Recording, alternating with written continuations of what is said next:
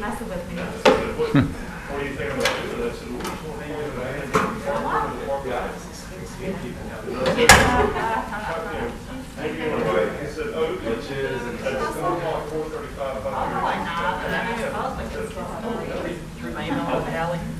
I don't think we should do anything except trash consolidation would be nice. Get rid of it. Hello, Ryan.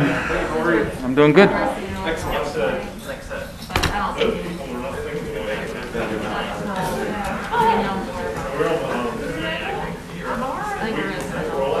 Hey, how are you? Excellent.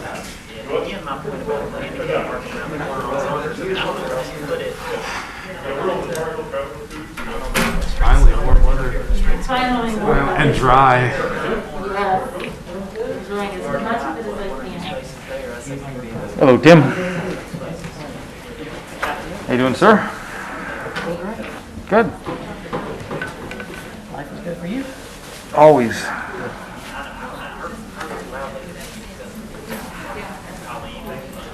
And those comments are showing up. Thanks, Mom. We can come up with something else. Sometimes there's water. I don't know. Check in those cabinets. Sometimes there's some water right in it. The gentleman in the structure in the middle, that'd be the person that. Chairman Mark. Okay. Three, but I was wondering if it would make sense to just wait outside. Would I be called or would I miss it? No. If I just come right there. Yeah. I'm just trying to make more space. Yeah. I mean, you can hang out in the back. There should be. I'm gonna miss it. You won't. You'll hear it. You'll be presented. You can watch the monitors too.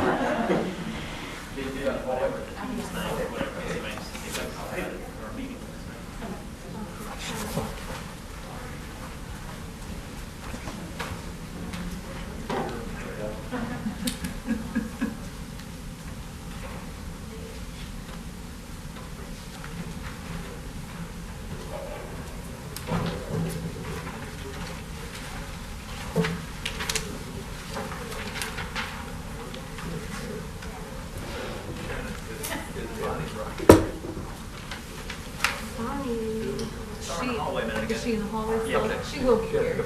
Okay. Yeah, she'll be here momentarily.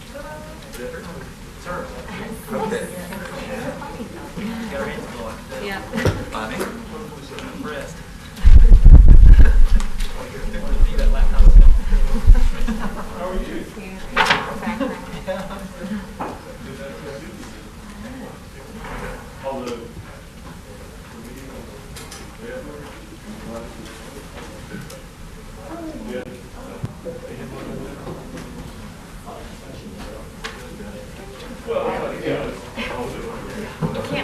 Can't let rain anymore, right? I still rained it.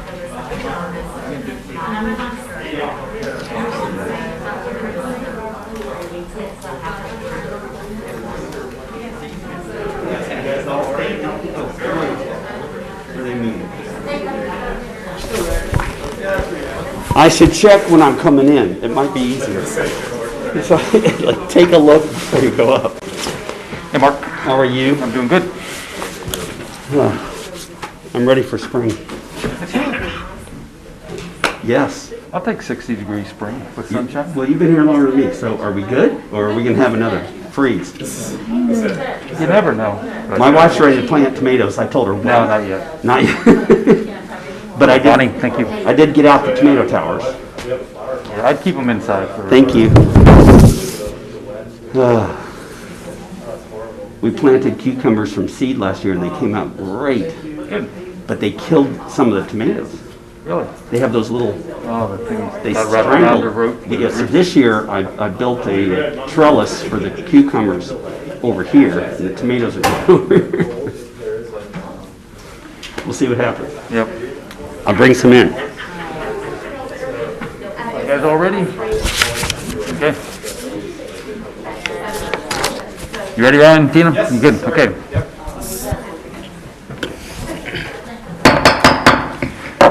I'd like to call to order the March 8th, 2021 Apex Planning Board meeting. I'd like to ask Keith Braswell if you would deliver the invocation, please. Please bow your head. Heavenly Father, bless this meeting today as we are gathered on behalf of the town of Apex and its citizens. We humbly seek your clarity, your direction, your guidance, and your wisdom as the items of the agenda unfold. These things we ask in your name. Amen. Amen. Everybody please stand for the pledge.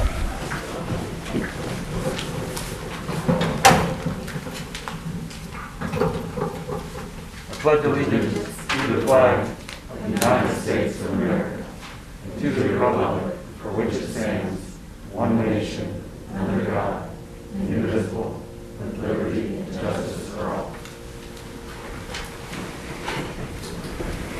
Diane, do we have items of information for today? I just wanted to introduce to you our Assistant Town Attorney, Brian Meyer. He's been with the town about 5.5 years, but I don't believe he's had the pleasure of joining us here at Planning Board, so I wanted to introduce him today. Thanks, Brian. And that is all. Okay, thanks, Diane.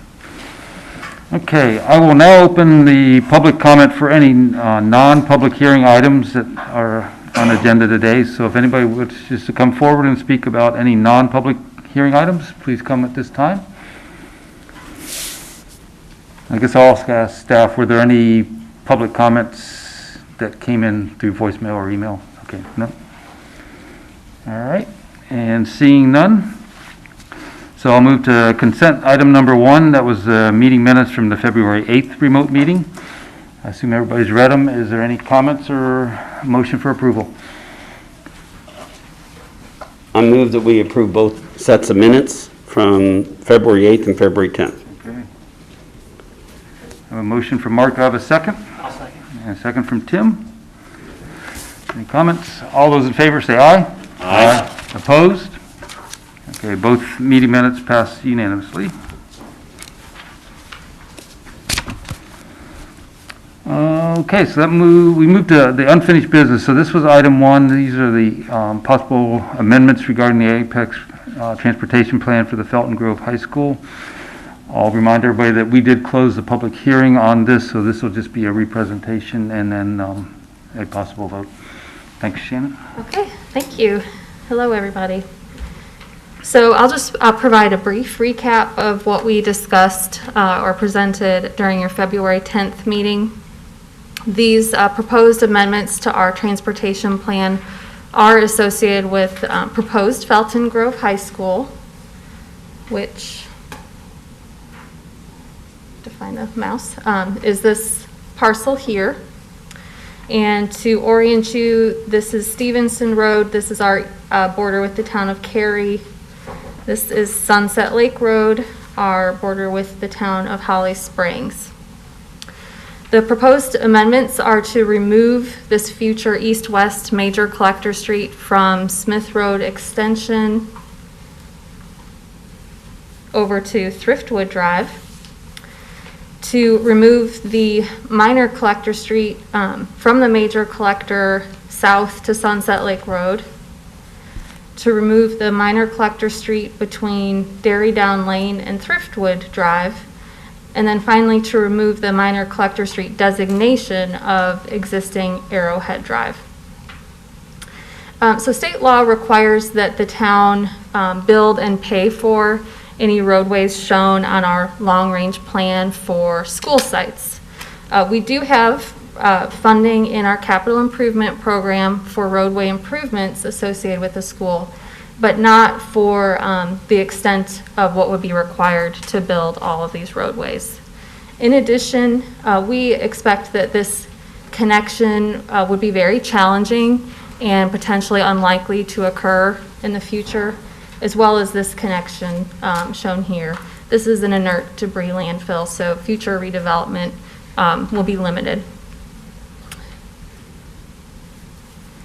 We did review these proposed amendments with staff from Public Works and Transportation, Fire and Police, and there's agreement that these roadways are not our highest priority projects in this area, and so all supported the removal of these roadways from the plan.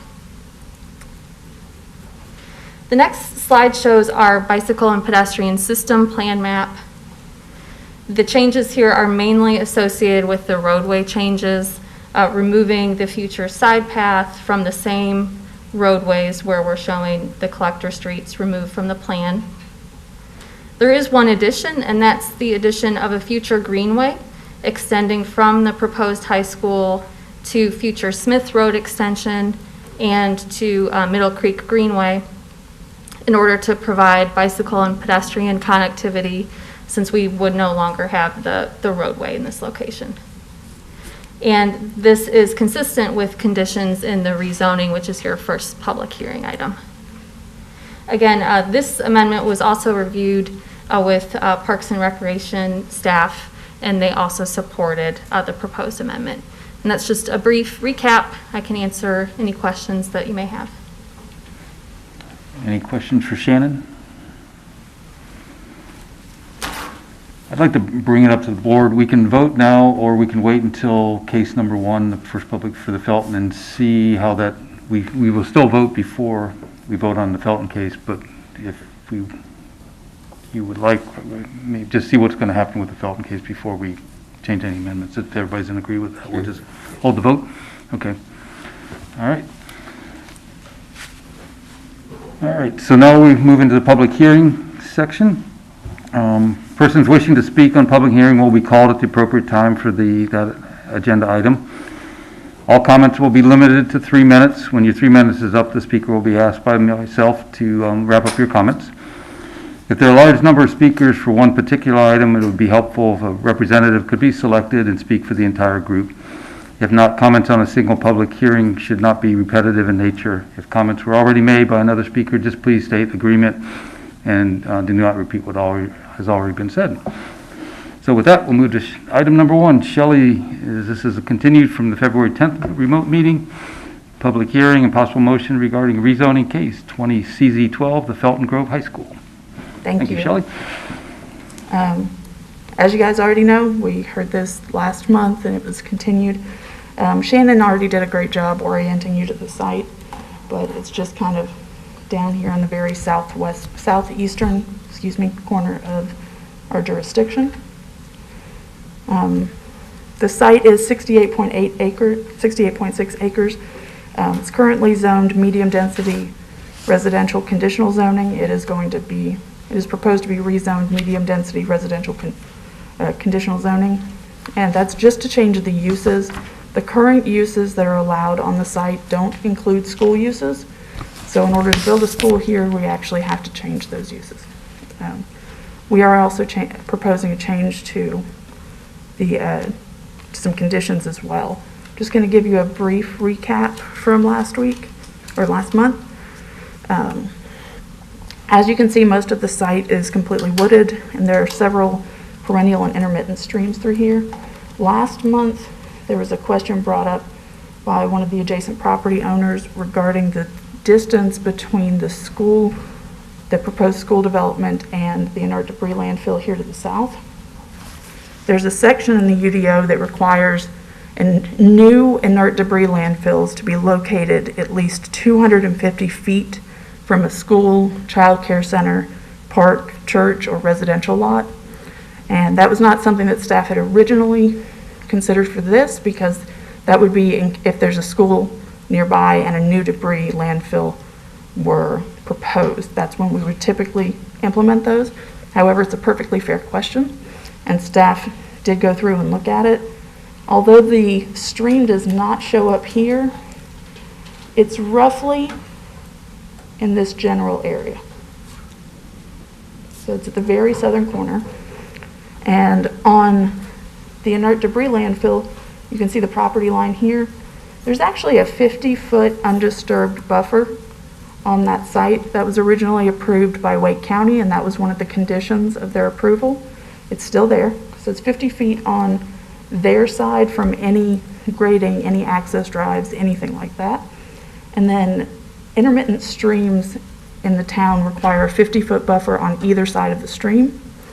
After measuring where the stream is and where the buffers would be, there's easily 250 feet separation between the active portions of the landfill and what will probably be the active portions of the school site. So that standard just means, the standard for the inert debris landfill simply means that any of the pieces that are in active use, anything like the ramps, the driveways, the mountains that are being put together, all of that has to be 250 feet away. So this will meet that standard. The applicant conducted a neighborhood meeting on October 27th. There was no one in attendance. The proposed rezoning is consistent with the 2045 land use map because it designates this as a school, and all of the uses that are being proposed are consistent with that designation. I won't read through all the uses, but I am going to highlight a couple of the conditions that were the most controversial last time that had to do with the roads in the nearby area. And then also the greenways that Shannon brought up.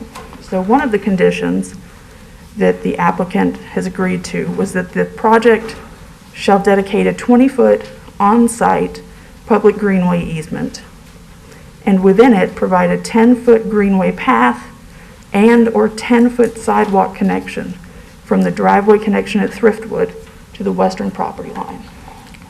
So this is Thriftwood right here, and it'll come through and connect over to the western property line. They're also providing an off-site combined greenway and sanitary sewer easement to accommodate the future greenway construction. To comply with the town's standard specifications, the combined public utility and greenway easement shall be recorded providing no less than 30 feet or 10 feet beyond the minimum required for the sanitary sewer, whichever is greater. The easement will come from the western side of the property line through the landfill site, along the stream, and to their western property line. And that will give us a pretty good chunk of easement land where we can connect to Middle Creek Greenway as we continue. In addition, there's a north-south minor collector between Dairy Down Lane that goes to the north here, and the school is going to be dedicating right-of-way for that. That's half of the required 60-foot right-of-way, and that's the requirement because the transportation plan shows it straddling the property line. So if and when this ever redevelops, the adjacent property to the east would provide their half of that road, and that connection would get built. We also have one change to our zoning conditions, and this was ironed out between staff, planning staff, legal, and Wake County Board of Education, their staff. So condition number 8 on page 3 of your staff report, it's a little lengthy, says improvements to the existing streets known as Thriftwood Drive and Dairy Down Lane, parentheses, identified as public streets having a 60-foot right-of-way on the Briarwood Farms COSD subdivision map, which was recorded in Book of Maps 1986, page 2149 in the Wake County Registry, and as accepted by Wake County for use by the general public by the instrument recorded in Book 7714 at page 404, end parentheses, shall be provided to satisfy such NCDOT requirements made upon review of the traffic study for the project which are minimally necessary to provide adequate public access as state-maintained roadways to Stevenson Road. Consequently, the existing streets known as Thriftwood Drive and Dairy Down Lane are not proposed for upgrades to meet Town of Apex standards, nor are they proposed for dedication to the Town of Apex. Basically what this means is that the applicant is providing a source for naming these as public roads, so that regardless of whether a court case in the future or some other means determines if the roads are private or public, the condition still counts. The issue that we had last month with this particular condition was that staff didn't realize that it was just labeled as a public road.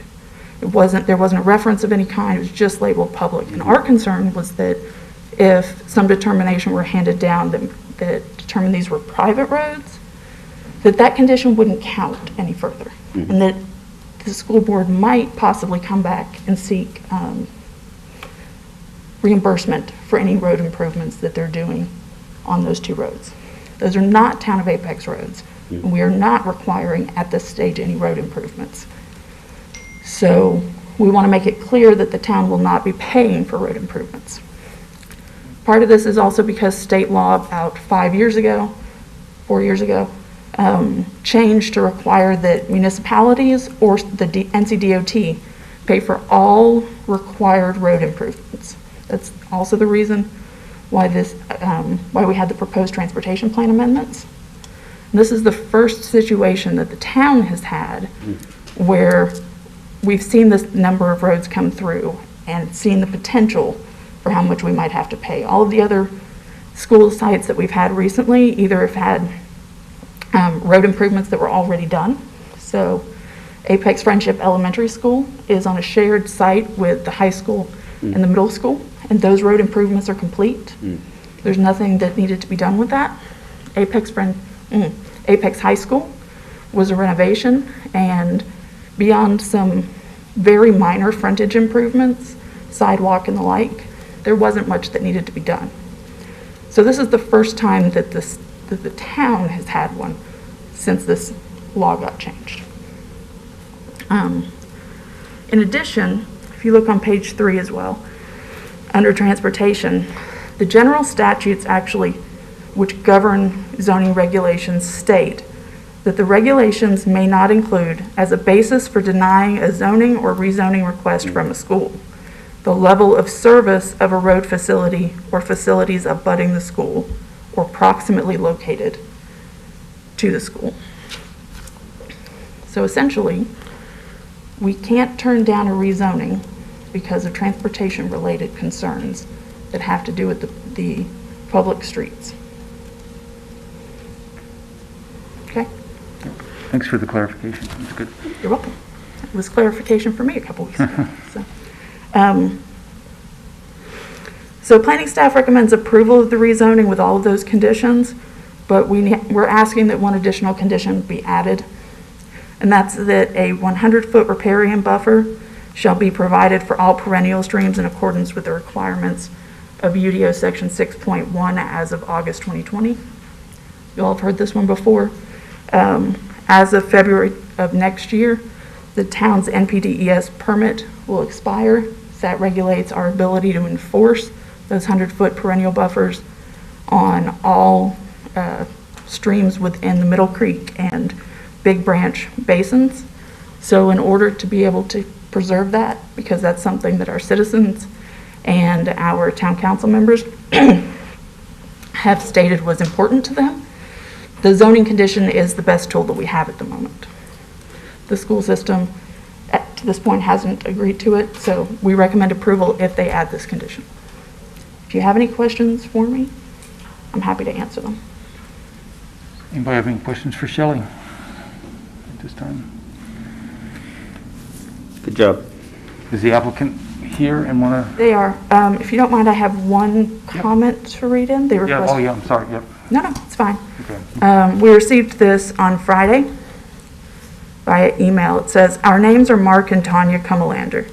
We own the Briarwood Farms residential property adjacent to the Board of Education's proposed school site at 8550 Stevenson Road. We submitted a comment to the last planning board meeting objecting to the Board of Education's rezoning request, and we submit this comment to reiterate those points.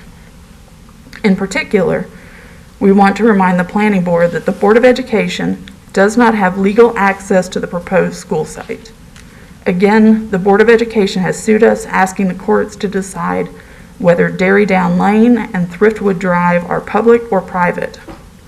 There has been no ruling in that case, and any representation that the roads are public is incorrect. Tanya and I do not believe that the roads were ever dedicated to the public, but even if they were, we filed a declaration of withdrawal recorded in deed book 18-312 on page 939 of the Wake County Registry that revokes any dedication the school board believes was made. Dairy Down and Thriftwood are private roads, and until the Board of Education acquires them for us, it has no access to the proposed school site. We do not believe the town of Apex has authority to grant this rezoning request, while the Board of Education's lawsuit against us to determine whether it can even access the site is pending. We also want to remind the Planning Board of the detrimental effects this rezoning would have on the Briarwood neighborhood.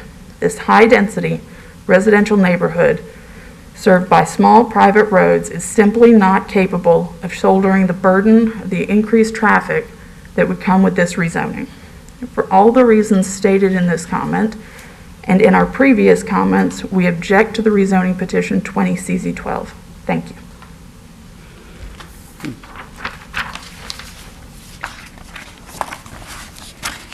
The applicant is also here and has a presentation that they would like to make.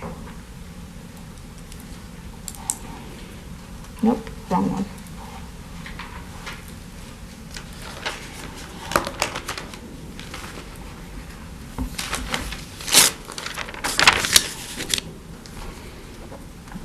Good afternoon, Mr. Chair and members of the Planning Board. My name is Kenneth Haywood. I'm an attorney with the law firm of Howard Stallings, 5410 Trinity Road in Raleigh.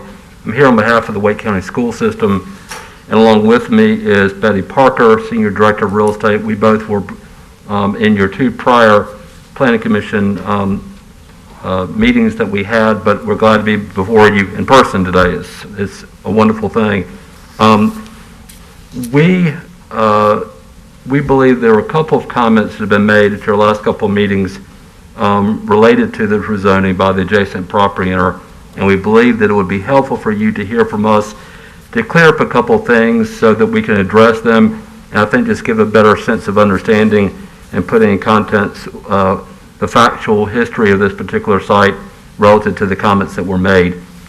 So I'm going to address a couple of the comments, and then Ms. Parker's going to get up as well.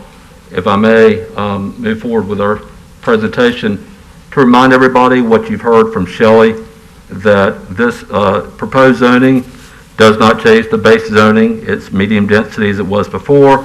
We're simply, as you've heard, adding to the current permitted land uses the ability to be able to add a school site to them. So I think it's important to understand that in terms of the zoning case, we're just simply adding a use, which are the ones that are shown here.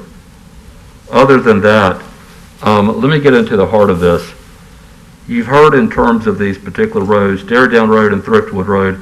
Before you right now is a plat that was recorded in 1986 with the Wake County Register of Deeds. And on this particular plat, the property owner, who is the prior owner entitled to the current owners who made the comments, recorded a plat in which they made dedications to Wake County for two roads. And you'll see these in the slide here. There are two roads that lead directly from Stevenson Road to the school site, which are called Dairy Down Lane and Thriftwood Drive. We've highlighted here in yellow the street for you to see them. They are required to go from Stevenson all the way to stub out to our property boundary, which is what you see. Important here is what we've indicated for you in red. These were dedicated at the time as public streets, in fact 60-foot wide public street, right-of-way streets, which is a significant distance in terms of being able to carry traffic to and from across these streets. And so this was what was recorded by the owner at the time in terms of the property that they owned in order to be able to get their subdivision approved. And so these were dedications that were made to the public, and after that you will see on this particular slide that at the time they were recorded, there are various representations and certifications that were made. The Department of Transportation, Division of Highways, they looked at this. They approved the plat from the standpoint of the DOT standpoint. Wake County certified that it met all their requirements to be able to stub the property boundary of what is now the school site to the two streets that we've referred to as well, and that otherwise met all their requirements. And then you see here on the right-hand side that Briar was certifying that these streets will be brought to the NCDOT standards. And then at the very bottom slide here, you see, again, a representation of the area of the right-of-way, public and private, with the percentage of acreage and the percentage of the total. So there are multiple different approvals that went through in the process for this particular plat. And after this plat was filed and dedicated by the owner of the property, Wake County then formally accepted these as public streets for the benefits of all the citizens in Wake County. We show you here a document that was recorded with the Wake County Register of Deeds in 1997, signed for by the Wake County Subdivision Administrator, in which they, pursuant to their code, except for the use and benefit of the general public, the public rights-of-way shown as provided on the plat that I've just showed you. So we have a dedication showing the roads to be public. We then have an acceptance by Wake County, critical 2 points in terms of the history of this particular site. Let me now talk to you real briefly before I hand this over to Ms. Parker about the law. There's 2 things that I want to bring to your attention. One, your own UDO has a definition of a public street. And what you see here is that any vehicular way that is shown upon a plat approved pursuant to law, which is the plat that we just went over, or is approved by other official action. Here we have a plat that was approved and recorded with the Wake County Register of Deeds. 2, we have also that it was approved by the Wake County Subdivision Administrator. So we have met the definition of a public street within the town of Apex. But if that's not enough, let's show what the law is for everybody in North Carolina.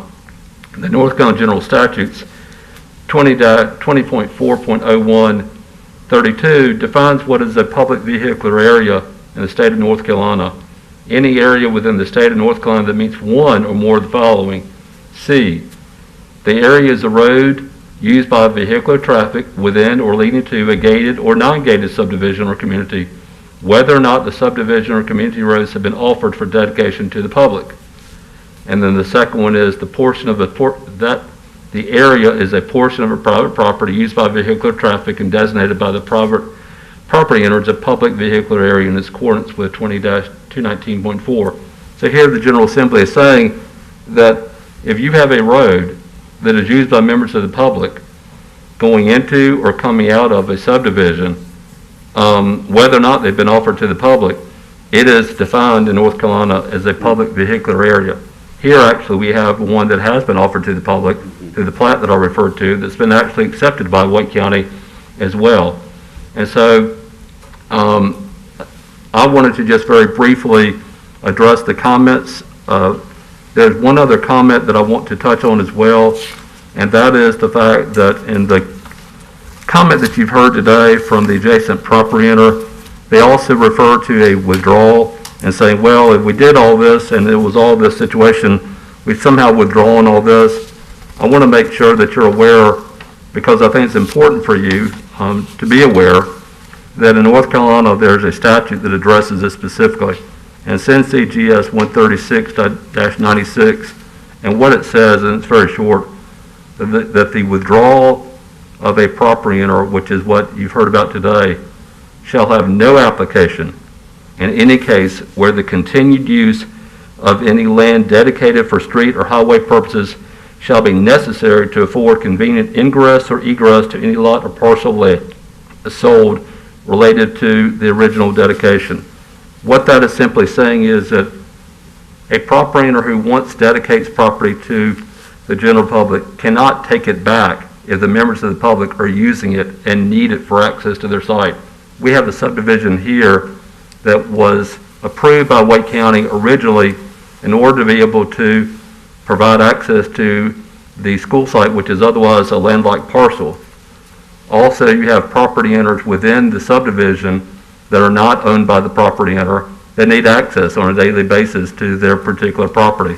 So clearly, you're not able to withdraw something and not afford any of those means of access within the state of North Carolina. That would work an injustice upon the members of the public to be able to get to the properties that they need to get to within the site. So in summary, in terms of the comments, there's no question that these roads are public roads. They've been dedicated to the public. They've been used by the public since the plat was filed and the roads were constructed. And in terms of the lawsuit that we did file, as our relief seeks in the lawsuit, it's just simply that we're asking the court to enter a judgment declaring that the two roads are available for the use and benefit of the general public. It's not that we're asking the court to necessarily determine yes or no. It's the fact that we're saying they are public. We have a property owner who, as you've heard recent today, continues to contest that.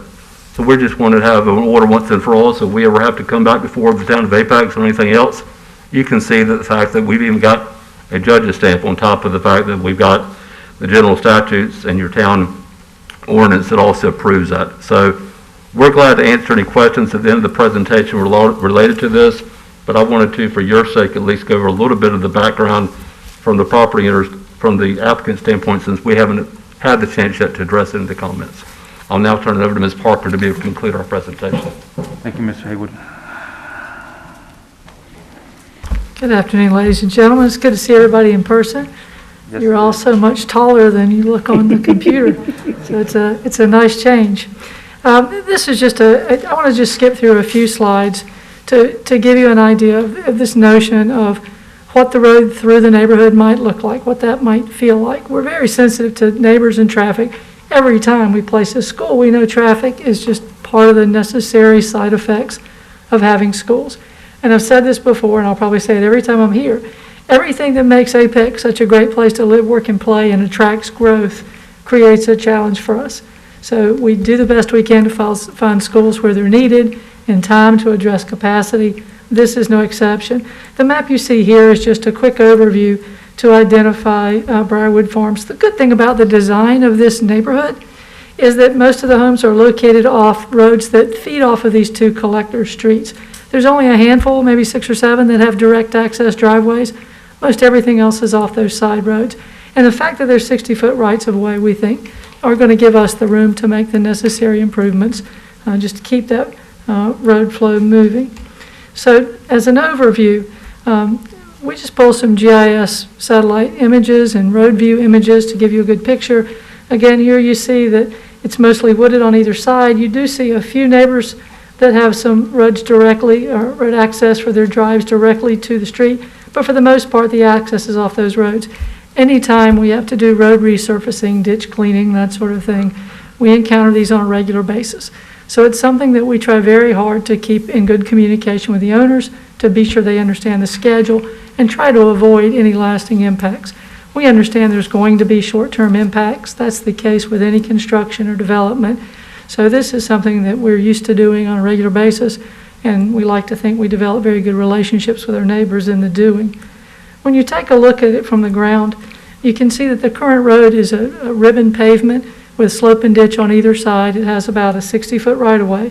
So since that was already dedicated before the development actually began, all of the units, all the homes were located an appropriate distance from those rights-of-way.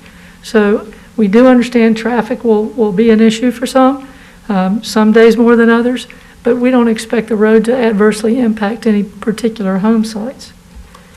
Same thing with Thriftwood.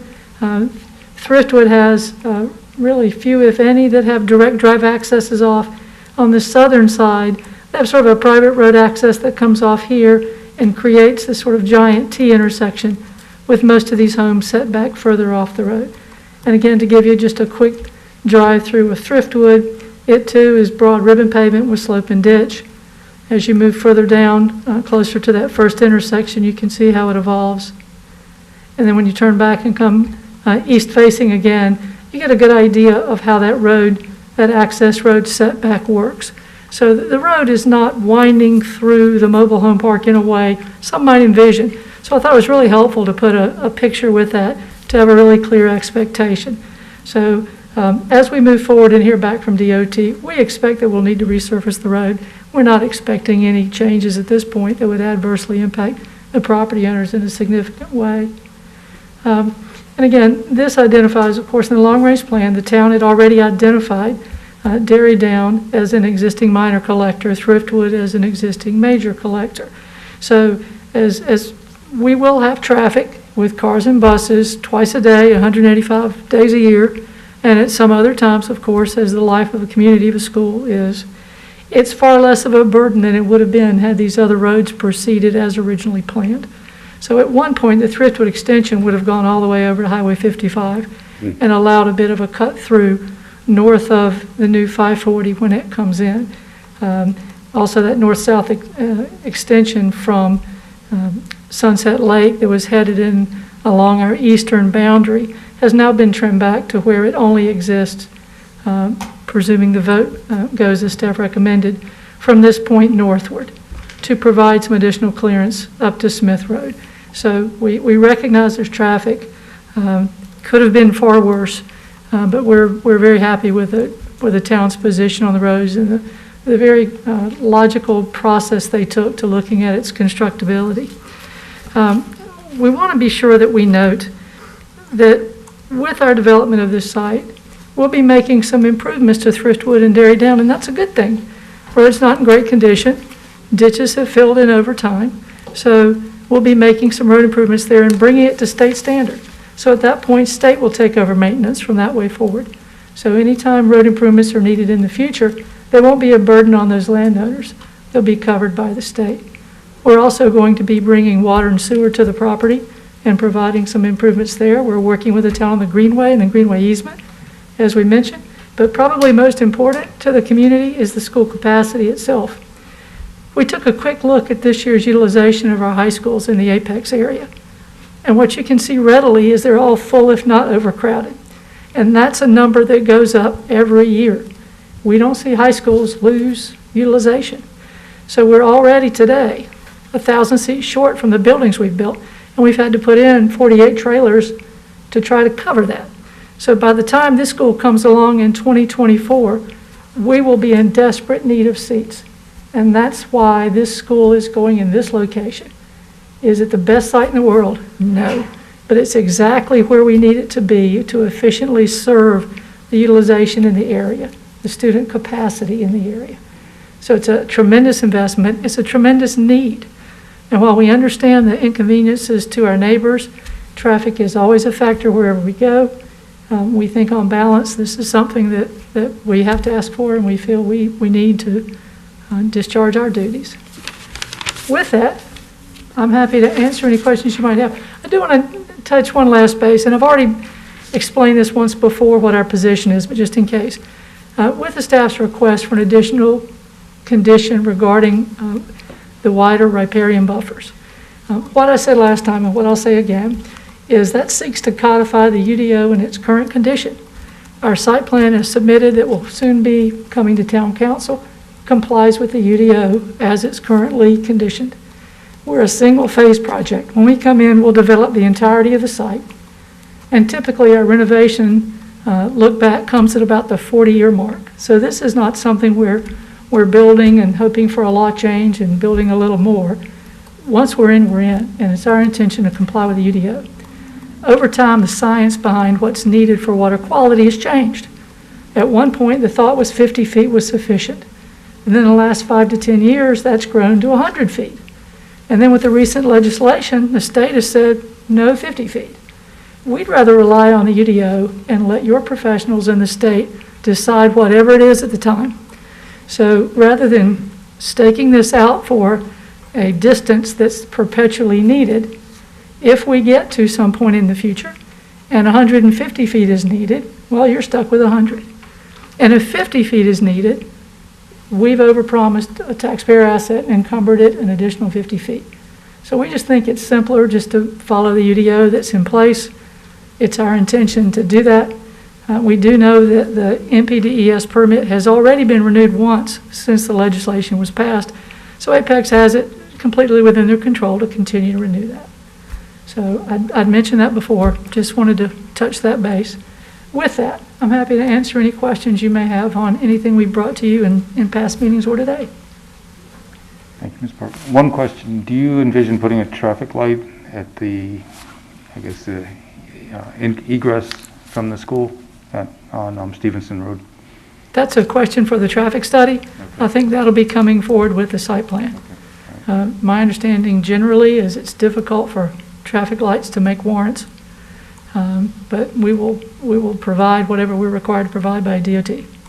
And I know town staff and DOT have been in collaboration with our traffic engineer. I'm sure that information will be thoroughly vetted.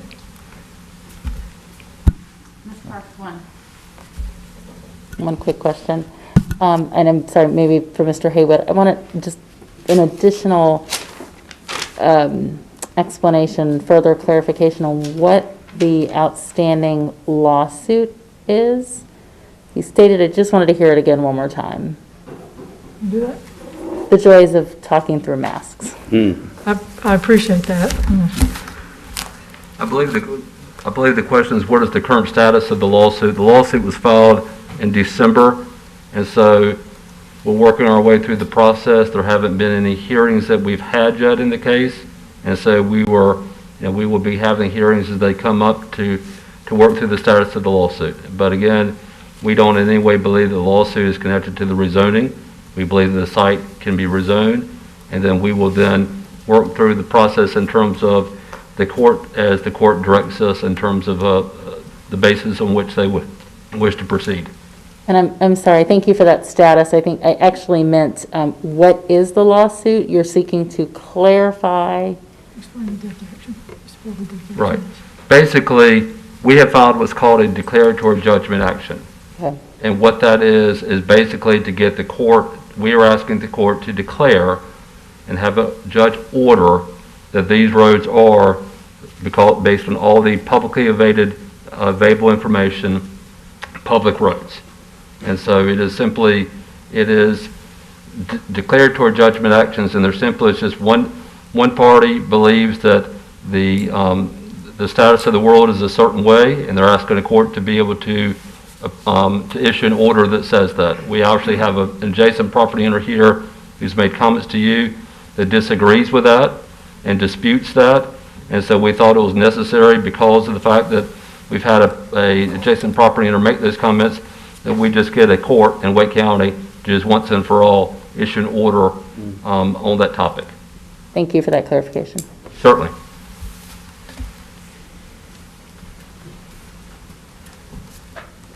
Ms. Parker, I had a quick question for you. You had made mention of something I brought up in the previous meeting, but I think it's important to note.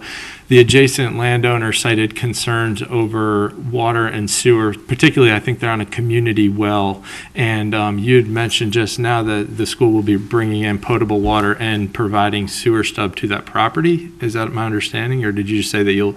I'm not certain that it's stubbed to the property. I'm aware that it's being brought to the site. I'm not familiar with that aspect of our site plan. I apologize. The mention before, as I recall, was that our construction would have some sort of adverse impact on their sewer plant, and I'm not sure how that works. We're not bringing in another sewer treatment plant or anything that affects the area other than whatever grading is necessary on our site. We're planning to use the city water and sewer.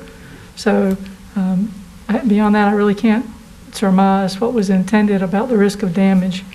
I just don't know.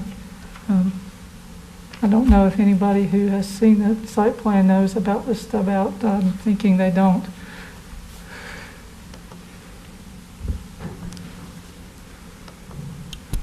Whether or not that occurs typically is, and Shelley, correct me if I'm wrong, or Diane, but generally through the planning process, if there's a desire for that, that's brought forward between the town and the applicant, and they would typically work those things out. So I can't say with certainty. Above. Up a little. There's no requirement to identify the source for water at the rezoning stage. I would just say that. I don't know where the water is in the area, but there is water at Holden Park, which is a neighborhood to the north. So it might be expensive, but there's a way to get water to the site. Water's usually one of the easiest things. Indeed.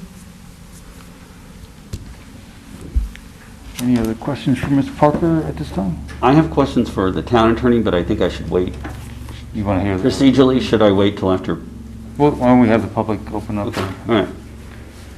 So at this time, we'll open up for public hearing. I'll remind everybody, if you do want to speak, to make sure you sign the sign-up sheet on the front over there. So if anybody wants to have a public comment at this point, please come forward.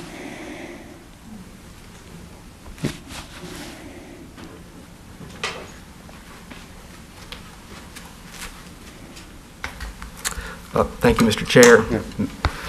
And members of the planning board. My name is Steve Newton. I am with the law firm of Nichols and Crampton in Raleigh, and we represent the landowners that were being referenced earlier, the Cumulanders, who own an adjacent property, which is a mobile home park.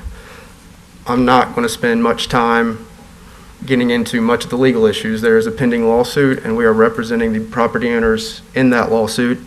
We are happy to answer any questions and provide the landowner's perspective on that lawsuit, but a lot of these arguments and statements are really for court. What I'd like to spend just a couple minutes on is what we believe will be the inevitable, devastating impact on the families that live at this mobile home park. There are 116 mobile homes, all of which are served by Thriftwood and Dairy Down Lane.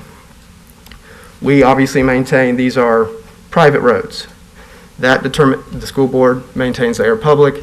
That determination will be made in the courts. Even assuming these roads are public, which we do not agree with, that doesn't address the issue of having to improve these roads and bring them up to what is, to the DOT standards, which will require road widening. I drove out to the site just before this hearing, and just to give you a perspective, when I was driving down Dairy Down Lane, another truck was coming opposite of me. I had to pull over as close as I could on the edge of Dairy Down Lane just so the truck could get by me. On either side of the road are mobile homes that are maybe 10 to 15, 20 feet from the asphalt. Those mobile homes, those home sites will inevitably be impacted by the road widening. They may even have to be displaced. There is going to be undoubtedly a devastating impact on this mobile home park and those residents, these families that live there. It's a little bit disheartening to hear the comments about or trying to minimize the impact that it will have to this mobile home park. We all have to acknowledge, I think, that there's going to be a devastating impact to this park, not only just during construction of this school, but once it's up and running. If this school is allowed, there is going to be a significant amount of traffic that's going to go through these roads, which are privately maintained, and that's another thing. There's an issue between public versus private roads, but I don't think there's any dispute that these are still privately maintained roads. It's our understanding that the DOT has not committed to anything yet as to whether they'll accept these roads for their future maintenance. So that is still an unknown. But one of the major impacts in our eyes is bringing the amount of traffic that comes with these schools through these roads and impacting this mobile home park. A comment was made earlier that this really is a first kind of situation for the town. Normally when schools are sought out and developed, the road infrastructure is already in place. This is a first situation, a new situation, and we're asking the board to take that into consideration. We oppose the rezoning. The school board has the power to acquire access for schools. We think they can acquire access from Smith Road, some other means that doesn't require going directly through the mobile home park. That's all I wanted to add to the comments that were earlier read into the record. If there are any questions, I'm also happy to answer anything. Thank you. Thank you, Mr. Newton.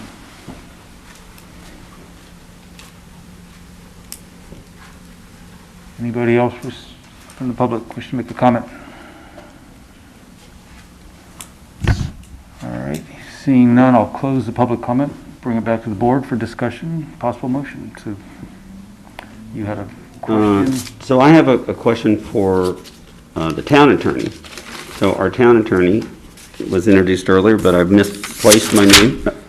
Brian, Mr. Myers, right? So here's my question. Because of everything we've heard before and then tonight, it looks like the staff has, probably with your help, really carefully worded this condition number 8, which was read to us. And it sounded to me when it was read to us, and I want to make sure I have your opinion on it and that we all hear it, it's worded such that no matter what happens with this declaratory judgment lawsuit, no matter what happens, the town of Apex will be covered. Meaning, if it's ruled that if the judge says yes, as all these other records say, it is public, then then everything proceeds normally. If the judge were to say, no, it's not a public road, then we're still covered based on the way condition number 8 was written. Is that true? That's correct in terms of whether or not the town's responsible for those roads or has to pay for those roads. That's what that condition is aimed to do. Okay. If it's determined later, if the rezoning moves forward, if it's approved by council, and it's determined these roads are private, that's an issue the school will have to deal with, but Right. it doesn't change their zoning. But it doesn't put the town in a liability situation. That's correct. That's what I wanted to clarify. Thank you.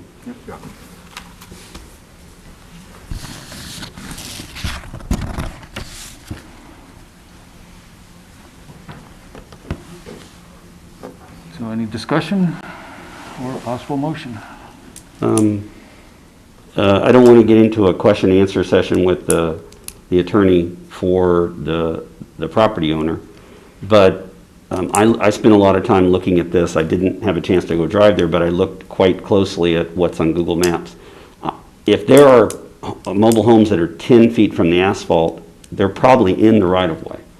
If you do the math, if it's a 60-foot right-of-way, and the road is not taking up that whole thing, it's not improved. But if there are trailers that have to be moved if the road is widened, then it seems to me that those trailers are probably in the right-of-way. So if that's true, that's not the town's. Is that something we need to worry about, or is that something? Yes, it's a bad impact, but it's a mistake that the mobile park operator made. I don't think that's anything for. Well, I'm just saying, yeah, again, I don't want to get back and forth, but is that, I don't feel like we're responsible if those trailers have to be moved because they were built too close to the road. That's what I'm saying. Or set too close. Okay. I mean, I feel bad that the people living there will be impacted, but they should never have been put there if they're that close to the road. If the road was private though, would it be in the right of way? Well, Yes, then it wouldn't, right? well, but from everything we've been told, it's a 60-foot right-of-way, right? Even as private. Yeah, it was approved as a 60. Well, I'm taking at face value everything that was read to us before in the last 2 meetings and then tonight, that these public documents show it as, first of all, as public, but that it has a 60-foot right-of-way.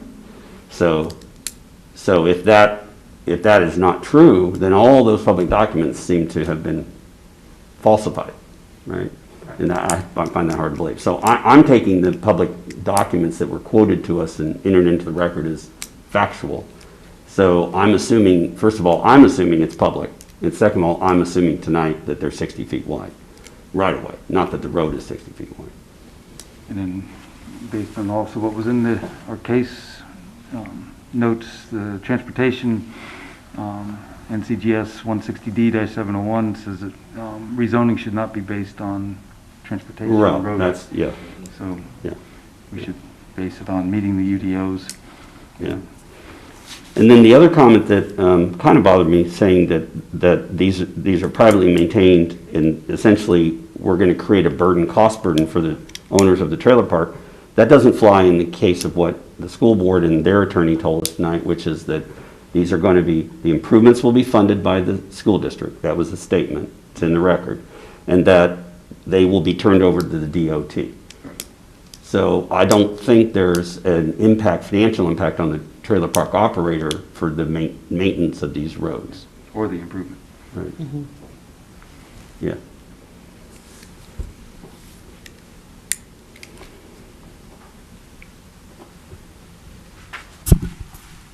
Do we want to discuss the 100-foot repairing buffer that the town would like as a condition?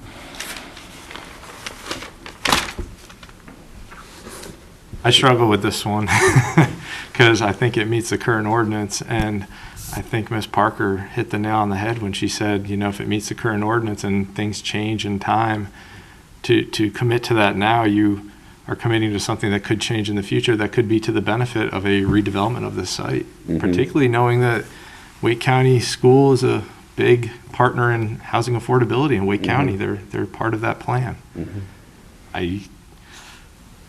However, the town of Apex is very into environmental.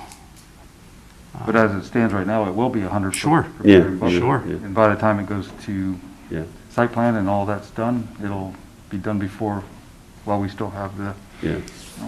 Yeah, I feel, based on everything I've heard, that there's a 90% chance it's going to be 100 feet. Right. But there is a chance it won't. There's a small chance it won't. So. And I think, well, being, we're all taxpayers and we own this property, Wake County owns this property, and if there's a higher and better use down the road, why restrict it now?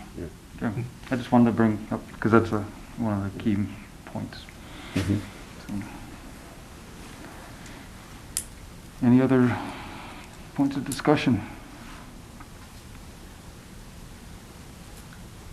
I understand the impact to the neighborhood that we're going through, but I also understand that we need schools in the western part of the county. I think that Ms. Park, sorry. No, go ahead, Ben. I was just going to say, Ms. Parker did allude that, the school will bring a lot of infrastructure. They often do. They're always in these large tracks that are on the outskirts of town, and they bring water, sewer, and they do street improvements. And I think that this adjacent property owner cited some concerns that I think will be somewhat abated by those utilities that are brought to their doorstep. Maybe not connecting to the property, but I think that there's potential that could help. Well, or the cost to connect in the future should be lower than today.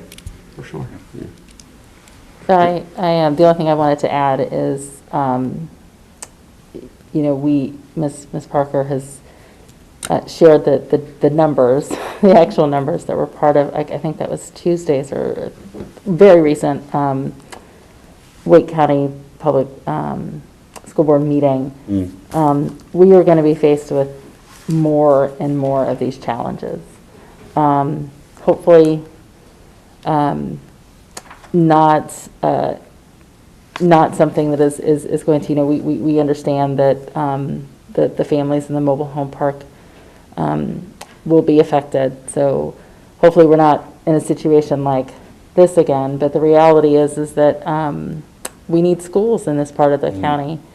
And we just look around, the land is not plentiful and the need is there. So this is going to be one of a number of challenges that are going to come our way that we're going to have to struggle with. So as I've struggled with this, I regret that we don't have a decision, a final sort of declaratory decision on the roads, but I think that the case has been proven. Hearing my neighbors, I agree that the final condition, the additional condition offered by staff should be continued, and I think I think it should be included, and I think town council needs to work on updating that UDO ASAP so this does not come before us again as being an issue. And so if there is no further discussion, I would say that again. Before we go to Yes, making a motion, it sounds like we're leaning in approving, but we need to vote for the transportation amendments first. Okay. So I need a motion on the transportation minutes. Motion. I got one question. And it just dawned on me. So they had a neighborhood meeting where the people assuming that the people that live in those mobile homes don't own the property it's sitting on, would they have been invited to those neighborhood meetings? And if so, I think it's important to know that nobody showed up. So I think that's relevant as to what they think is going to be the outcome down the road for their livelihood, for their well-being. Right. Well, this has come up before. I will say I'm struggling a little bit with this has come up with an issue with neighbors not showing up, and I think between the mail and we've had sort of that discussion before, and the pandemic, I think things are a little strange for folks to show up. So I personally am trying not to put at other times I may have put a lot of stress on that, but I'm trying to not read too much into that. And in fact, I would err on giving deference to the neighbors because of this particular situation that we're in. Shelley, do property owners only get invited, or do residents that are renters get invited? So state statutes require that all property owners within 300 feet get a letter sent to their billing address on file for their taxes with Wake County. However, we're also required to put signs out on the property. That's right. So those signs don't specify when the neighborhood meeting is and that kind of thing. And actually, I have two separate things going in my head, so I apologize. The Wake County sent out letters to the property owners within 300 feet of the property. They are not required to put signs on the property at that time. Town staff, however, for this meeting and for town council, also sends out letters to those same property owners and also puts out signs so people can call in and get information. Right. So to the best of my knowledge, unless the property owners notified the renters on the mobile home, they may not have been aware of the neighborhood meeting. Yeah. I will say that we've had signs out there for the last several months, however, and I haven't received any phone calls or emails from the residents. That's not necessarily uncommon, though. It's, I mean, how many signs do you drive past a day? But they have been out there and available. I was going to say, I think, Shelley, in my experience, that the renters are not often engaged for a variety of reasons. And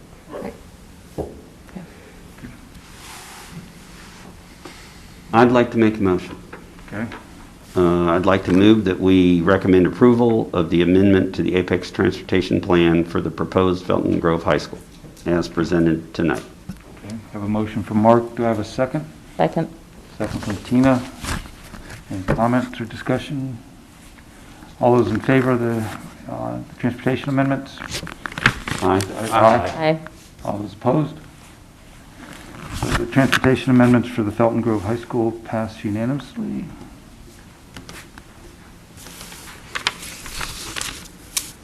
Okay.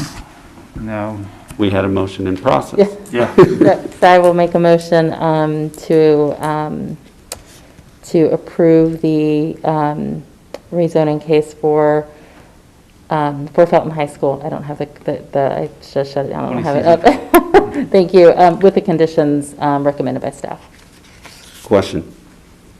Are you recommending that we include the 11th, which is the one that the planning staff has asked for, the 100-foot riparian buffer, or not? I am. So you are. So there would be the 10 plus that 11th? Yes. Okay. Thank you. Motion from Tina. Any further discussion? Or a possible second? I'll second that. Okay. Can we make a motion in a second, being that the school district has not decided if they will put number 11 in, when they have to agree to it? We are just... I mean, what we're doing is telling them we're going to... Yeah, so it goes to town council that we think that they should include it. Yeah, I just want to clarify. Okay, yep. All right, so a motion from Tina, a second from Ryan. Any other discussion? All right, all those in favor, say aye. Aye. Aye. Opposed? Motion passes. All right.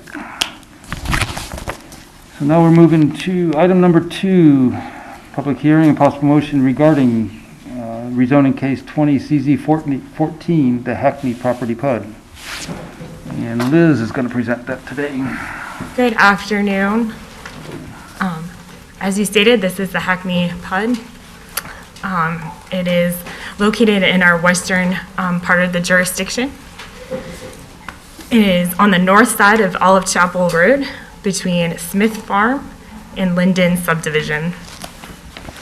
That property is currently zoned rural residential, and a small sliver is in Wake County's jurisdiction and is zoned R80W.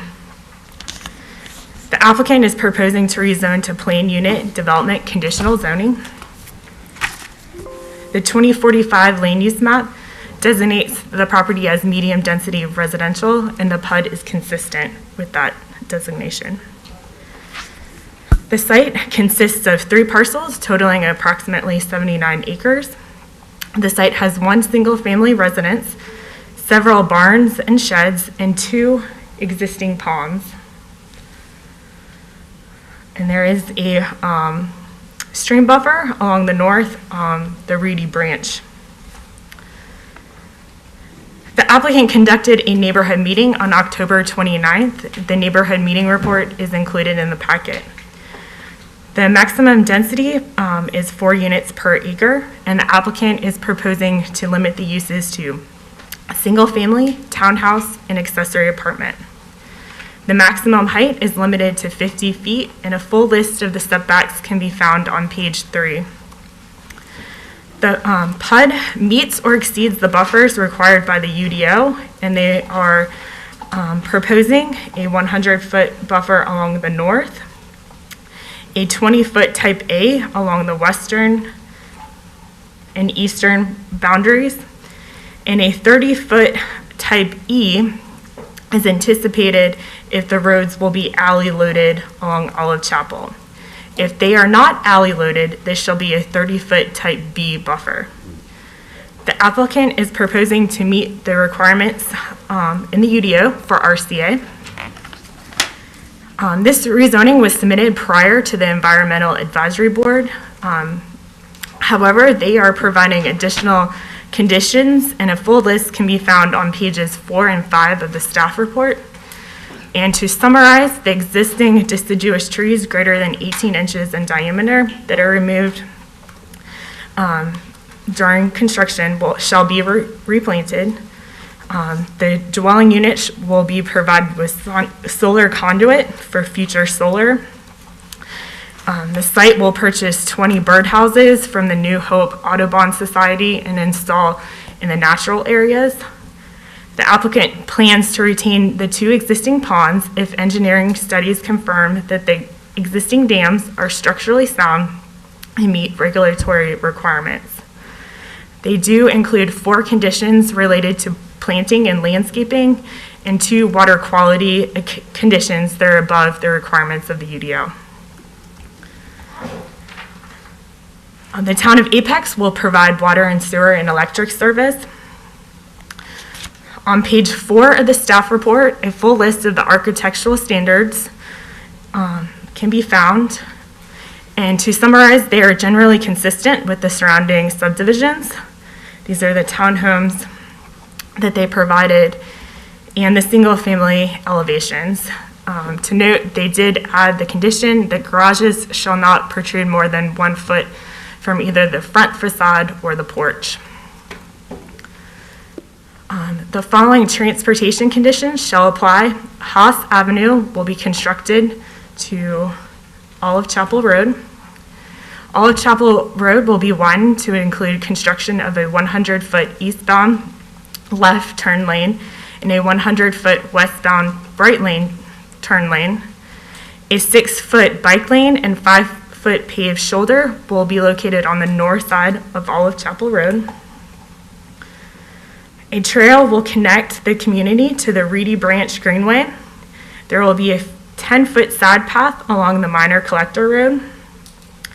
The Parks and Rec Advisory Commission reviewed this item at their December 9th meeting and unanimously recommended a fee in lieu of dedication with credit for construction of the Greenway, which connects side path along Haas Avenue to the Reedy Branch Greenway in Smith Farm.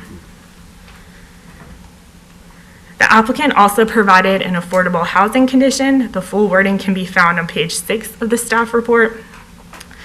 The developer will contribute $215 per lot to this fund prior to the first residential CO. Wake County also provided a letter from the Wake County Public School System, and that is included in the staff report. They indicate that elementary and high schools within the current assignment area for this development are anticipated to have insufficient capacity for future students.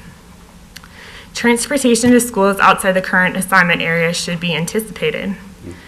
School expansion or construction within the next 5 years may be addressed with, at the high school level. And they did note that possible long-term solutions may include capping students at schools with available seats, reassignments, or calendar changes. Planning staff can recommend approval of the rezoning with the conditions as proposed by the applicant. Approval of the rezoning is reasonable and in the public interest because the site will act as a transition between higher and lower residential densities. The proposed rezoning also provides for increased buffers, higher planting standards, and a contribution to the affordable housing plan. It will allow this property to develop in a way that is consistent with the surrounding areas and will build side path along the minor collector that will connect to Olive Chapel Road. And I'm here to answer any questions that you may have along with other staff members. Any questions for Liz at this time? Is the applicant here? Would you like to make a statement? Good evening. Good evening. I'm Brendy Vega with Withers Ravenel, and I think we have here we go.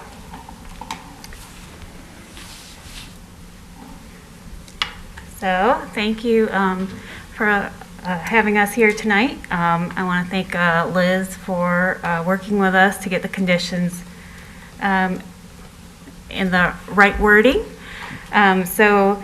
We did not go to the Environmental Advisory Board, as Liz mentioned, but having seen the list recommended by the Environmental Advisory Board, we did want to go ahead and provide some of those conditions that we thought would be suitable for this site. So they include incorporating warm season grasses that require less irrigation and chemicals, installing required plants that are bird and pollinator friendly and recognized by the New Hope Audubon Society or the North Carolina State University Manual for landscaping for wildlife and with native plants. Of course, we will have to work with staff to ensure that those plantings are in keeping with the planting list, but we do see that the planning director is allowed to make a change to the planting list if appropriate. So we will work through that. Plantings in pocket parks will correlate with a statewide butterfly highway initiative, and that's, in case you don't know, that's to provide butterflies a place to stop on their way north, south. Get off of 540? Yeah. So that will give them a nice little area to pass by. We're going to provide a minimum of 4 native hardwood tree varieties that will be included on site. And so the tree replanting condition, Liz already mentioned. For water quality, we also want to provide pet waste stations throughout the neighborhood and signs that let the residents know that pet waste and fertilizer should not be used near the SCM or left by the SCM. So we're also providing solar conduit on the residential units. And just to tell you a little bit about what we're hoping to do with this site, and we think we can accomplish it, is to provide for natural habitats. And so originally we wanted to purchase 30 bird houses, but then found out that those would be spaced too close together. So we don't want any angry bluebirds, but we do want bluebirds. So we want to provide them with a habitat. And we can either purchase those through the New Hope Audubon Society or other organizations that sell those. We are going to be providing a fee in lieu for Apex Parks, and for the public facilities, there will be a sidewalk along Olive Chapel Road and throughout the Turtle Street network. And there will be a connection to the Reedy Branch Greenway, and eventually that will connect to the American Tobacco Trail. As Liz mentioned, affordable housing. We know that there is a concern about providing affordable housing in the town of Apex. And while we can't solve that problem, we can contribute to the fund and hope that the leaders of the town are able to use that in a way that helps the community. We are providing a mix of townhouses and single family on the site, and we've made an effort to, on our draft designs, to intermingle those uses together so that people living in a townhome are afforded the same amenities as people living in a single family. And we do know that schools are a problem. The future buyers will know that it's a problem. We are optimistic that the school system will provide something. They will, as Liz mentioned, and they stated in the letter, they will take the kids to a different school outside the area. We have to remember that it's all Wake County public schools, though. So, and there are some charter options and private options within the 5 to 10 mile radius that we're showing here. So I know this isn't a really clear map, but the site is here in the center in green. And to the east, mostly north and east, there are options available.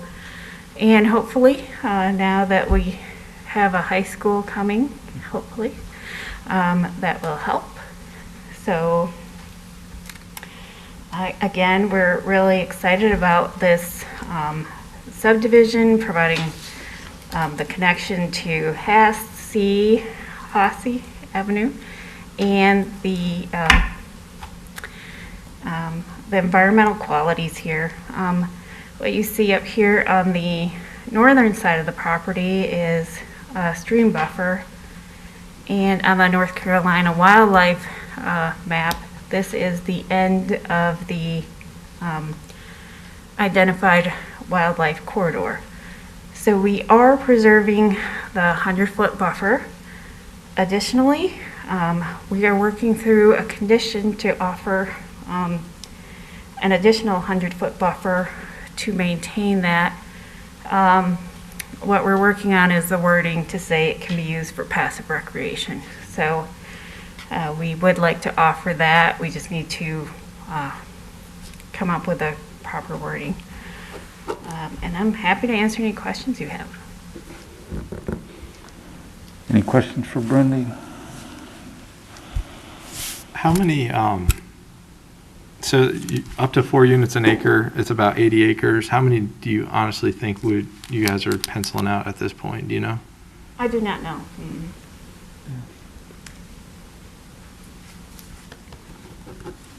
Or the mix between townhomes and single family? Do you know what the projected ratio? Let me look at Brian. I think it's about 50-50. Yeah, we're still working out the details of this. Yes.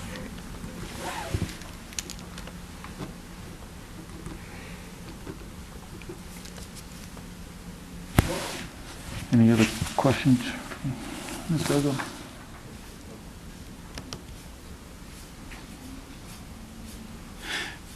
I do have a question. The lake or the pond on the, I guess it'd be the page north, so it'd be the east side of the site. What's you'd mentioned a condition about preserving that and the other existing pond feature pending engineering studies. Is there more detail on that? Is there? No, they're being studied right now, and Ed knows a little bit more about the study, so I'll let him answer that. Yeah, the studies are being conducted right now, so we don't have a lot of information as to the final results of that. We are going to be looking at whether the dams are structurally sound to be able to say for sure if we can save them as they are today. because that dam is not just on this property, it touches several other properties. So it's really, the pond is shared by many other properties that are on the, I guess, that front the structural part of the dam, not necessarily all four sides, but the dam actually goes off to the east, and I believe a part of it is on touching the Linden property as well. So once that study is complete, we'll have some more information to know whether it can be definitely saved or not, based on what the findings are and what the cost might be to, if there are any, to rehab that structure. So.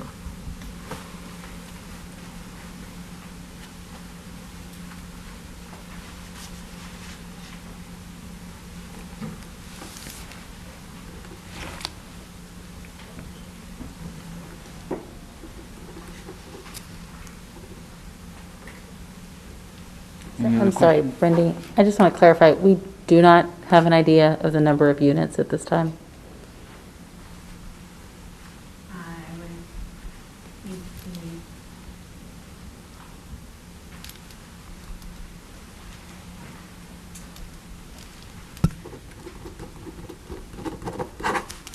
It says 319 in the school report. I don't know if that's correct, but.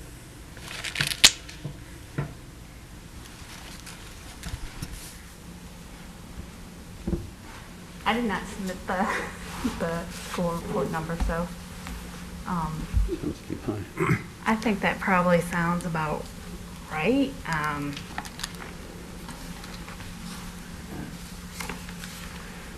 So the density was between 3 and 7 units per dwelling acre, and we capped it at 4, knowing that it'll be something below that, but probably not less than 3. Thank you. What's your ultimate streets? Was it 100 foot Olive Chapel Road? What's the full right of way through there? Sure, it's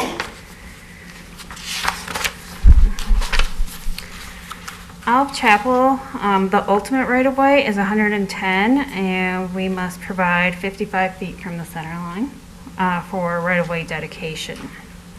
And that's following the new transportation? Yes, the 4-lane with median.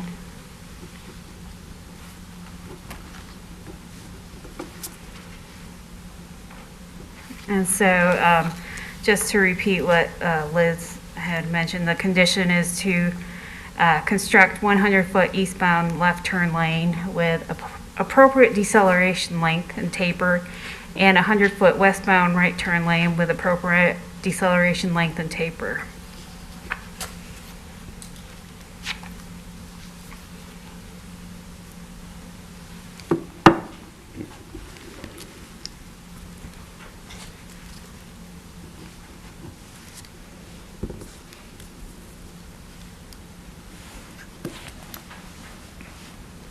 Any other questions?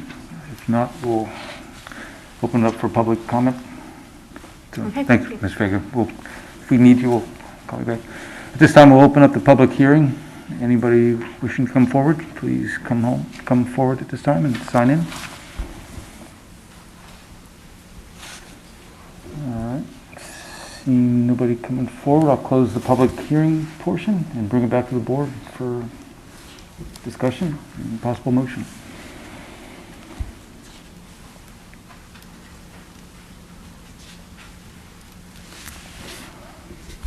I like what they're doing. I think they've taken a lot of proactive steps to be environmentally friendly, which I really appreciate.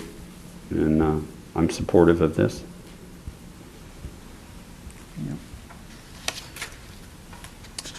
I'm supportive as well. I just always kind of take a moment of pause and caution. This is my side of town. You know, and it won't be too long before we have folks who are speaking before us and not pleased that they're driving past 2 elementary schools that will probably, well, that are currently capped and will likely remain capped. The struggle is real. So as we continue to see more cases come before us from Wake County, just something to keep in mind. Yeah. Understood. I do like that there's, I spent some, you know me, I'm the Google Map guy.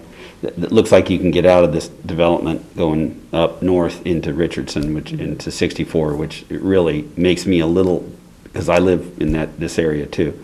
It made me feel a little better. If it was all dumping out in Olive Chapel, I'd be more concerned. Yeah. Yeah, I was going to pick up exactly what you just mentioned, that, you know, a lot of the council comments in the last few years on Olive Chapel has been like, let's throttle it back because there's been no relief valve. Now with Sweetwater and Linden and this development coming through, you're seeing, you know, the network kind of have a little bit of a pressure release, and they're building quite a big stretch of a collector street, and I like that it's one half of a 110-foot right-of-way. That's the new 4-lane section, so we're going to get more right-of-way for, you know, Olive Chapel to develop. And also, you know, not to look past the fact, I was hoping for more density just because I know how much the town of Apex gets per unit on that fee in lieu for parks that we all get to enjoy. I mean, I think I was penciling it out. I think we're almost near $1 million towards the fee in lieu on just parks, so that's big numbers to use for the rest of Apex. Good stuff. Plus the addition to the affordable housing fund. Oh, yeah, that's great. Is another benefit. Sure. Good stuff. And 35% RCA, I think, because I think you guys were doing mass grading. Did I see that? It's at 35%. So it will be in the sections with, yes, it will be mass grading. But I think the extra 5% is only for the single-family parks. Right. So don't ask me to do math. Proportionately, Ms. Vega, what would that be? But still, I think the point's made that that's a very, very big proffer for the developer. Yeah. All right, so any other comments, discussion? No, and this may be for Mr. Dalton. It appears as though in the long traffic report, that they're putting a stoplight at 64. Is that correct? Is that what it looks like on the, which would help, but the signal current phase. Right. The current plan for Sweetwater for their commercial phase is to widen Richardson Road north of Core Banks, and that would provide a dual right turn out and then dual left turns going back in, and that would require a traffic signal. And there would also be a traffic signal to the east at the U-turn, which would also be a dual lane. So that was assumed as part of the study as being constructed for the development. Well, that will help. That will help a lot of things. That will help that outlet. Thank you, Mr. Thanks.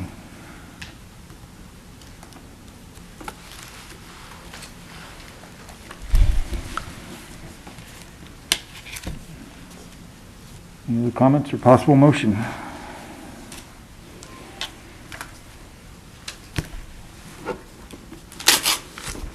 I'd like to make a motion to approve. I will second that motion. Okay, a motion from Keith, second from Mark. Any additional discussion or? All those in favor, say aye. Aye. Aye. Opposed? And motion passes unanimously.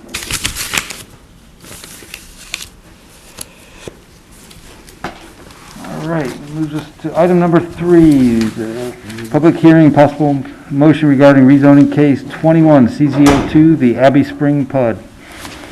Liz is back up. Yes. As you mentioned, this is Abbey Spring PUD.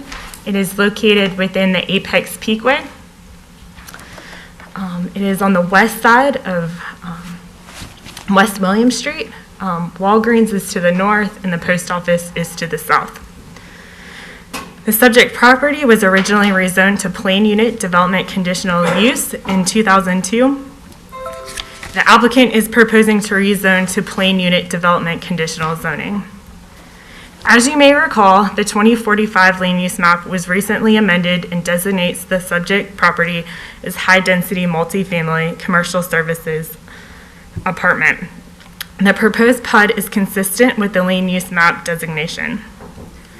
The property was previously cleared and is currently vacant. A stream determination was conducted last month, and it was determined that a 50-foot intermittent stream does exist on the site. Where's the stream?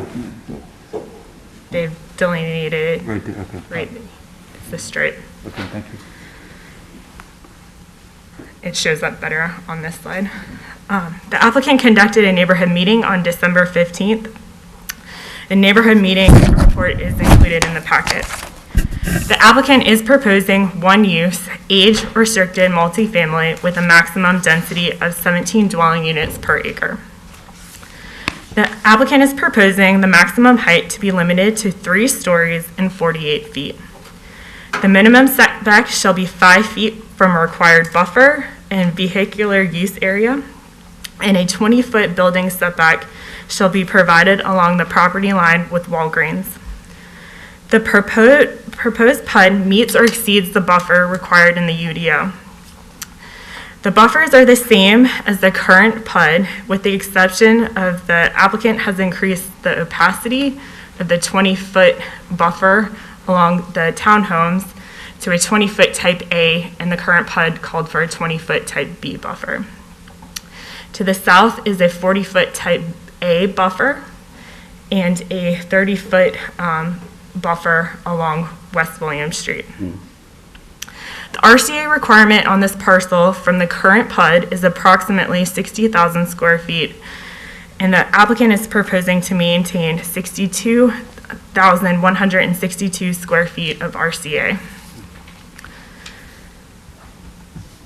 The town of Apex will provide water, sewer, and electric service to this property, and the proposed plan is to connect to existing services in the William Street right-of-way. If this rezoning is approved, the building will require a major site plan that will be submitted and approved or ultimately go to town council. Further detailing shall be provided at the time of site plan submittal.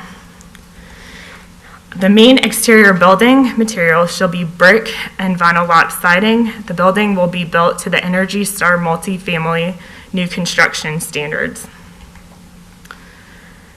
The applicant is requesting a reduction in the required parking since this project is age-restricted senior apartments. The request reduction is based on the applicant's experience with similar developments in the region and the planned transit stop that will be close in walking distance. It is anticipated that the town of Apex will install a new bus stop for the Go Apex Route 1 in front of the post office. And the applicant has provided a condition that if the town has completed those improvements prior to their CO, the subject, they will provide a new shelter and trash receptacles. The proposed PUD is consistent with the Apex Transportation Plan. The proposed development will have access both to West William Street and Olive Chapel through joint access to the Walgreens development in the north. An additional southbound lane and a 10-foot wide side path will be provided along West William Street. A pedestrian path will be connected to Walgreens to the north, and the developer will seek a pedestrian connection to the Glen Arbor townhome site. The applicant has also provided a condition for vehicular cross-access easement. A full wording of the condition is on page 5 of the staff report. If the post office were ever to redevelop, the thought is you would have cross-access generally in this area. Currently, there is a stormwater pond serving the adjacent Walgreens development. It is anticipated that the proposed development will share a stormwater control measure that will serve both sites. The post-development on-site stormwater discharge rate for the development shall not exceed the pre-development rate. And the project proposes to install signage near the SCMs, whether above ground or underground, in order to reduce pet waste and eliminate fertilizer near SCM drainage areas. The applicant went to the Environmental Advisory Board and held a pre-application meeting for this rezoning on December 17th, and a full list of their suggested zoning conditions are on page 5, and the applicant has agreed to them. The Parks and Rec Advisory Board reviewed this item at their February 24th meeting and unanimously recommended a fee in lieu of dedication. Planning staff can recommend approval of the rezoning with the conditions as proposed by the applicant. The proposed PUD is reasonable and in the public interest because the rezoning will allow the project to be developed as a residential use that will support the existing non-residential uses in the area. Additionally, the PUD requires the residential to be affordable senior housing. The proximity of this site to shopping and future transit makes it an ideal location for senior affordable housing. This is also in keeping with the goals of Advanced Apex and the Apex Affordable Housing Plan. I would also like to note that several of the neighbors have sent letters, and the applicant is prepared to respond to those letters. And I also have 3 letters to read into the record. Should I do it now or wait? We'll wait till we open the public. Any questions for Liz at this time? Okay. All right, at this time we'll open up the public hearing.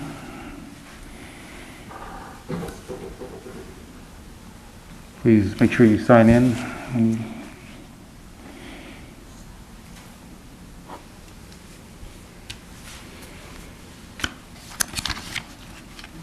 Oh, I guess. Is the applicant? Yeah, I'm sorry, is the applicant? Yeah, you're the applicant, okay. Thank you. Got ahead of myself a little bit. Yeah, that's okay.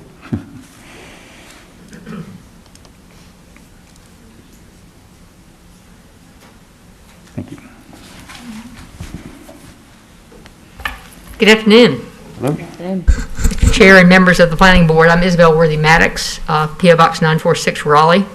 Here today with me are Tim Morgan of Evergreen Construction and Rick Baker, P.E. of Timmons Group, our civil engineer. We're here to tell you about a rezoning case to facilitate senior affordable housing in a great location in close proximity to many amenities. And how do I do my slides? Can I just roll the... There you go. Can I... Let me... Oh, sorry.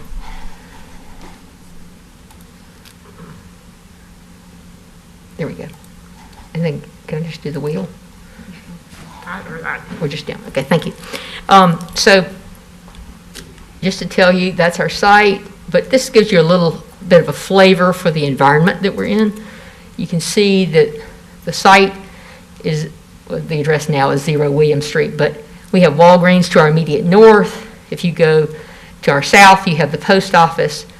Across the street, you have medical offices and a funeral home. And then if you go further down William Street, you have a convenience store, several grocery stores, and a little bit further down, you have the Wake Med Apex Healthplex. So great things to be close to senior housing.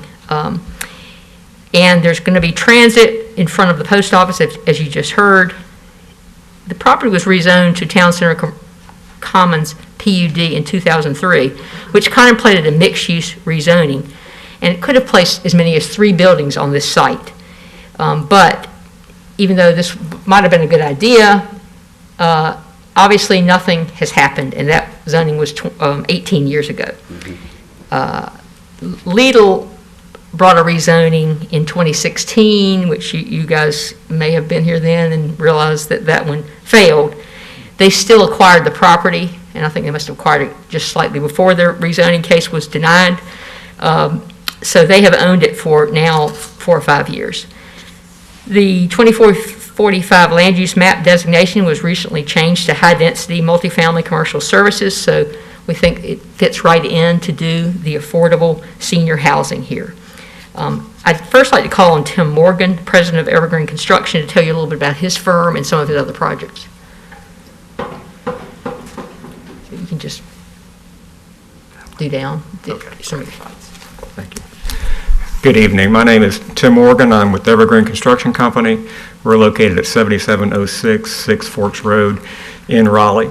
The company was established by Lyle Gardner in 1978, and I have been with the company since October of 1994. Evergreen specializes in developing, building, and managing affordable housing across the state of North Carolina. We only operate in the state, but we are involved in all three pieces of that development process, construction process, and management process. To date, we have 46 communities in our portfolio, which is just over 2,000 units. Over half of those 26 are age-restricted housing, like we are hoping to do here in the town of Apex. And what you've got on your screen in front of you is a three-story structure that we did in Raleigh, just where the Triangle Town Mall is. This is a 48-unit senior building. As we're proposing here, it's a three-story structure. We're proposing 84 units here in Apex. Half of those would be one bedrooms, the other half would be two bedrooms. This is the lobby that you walk into as you come into our properties. This is another three-story senior development that we did in Pittsboro. It's in the Powell Place PUD. It's referred to as Powell Spring. It's a 48-unit age-restricted development as well. Balcony patios for the residents to use. Again, the lobby area as you come into the property. The buildings are served by elevators. A computer room that we have in all of our senior properties. TV lounges that we have in all of our properties. It's the mail kiosk.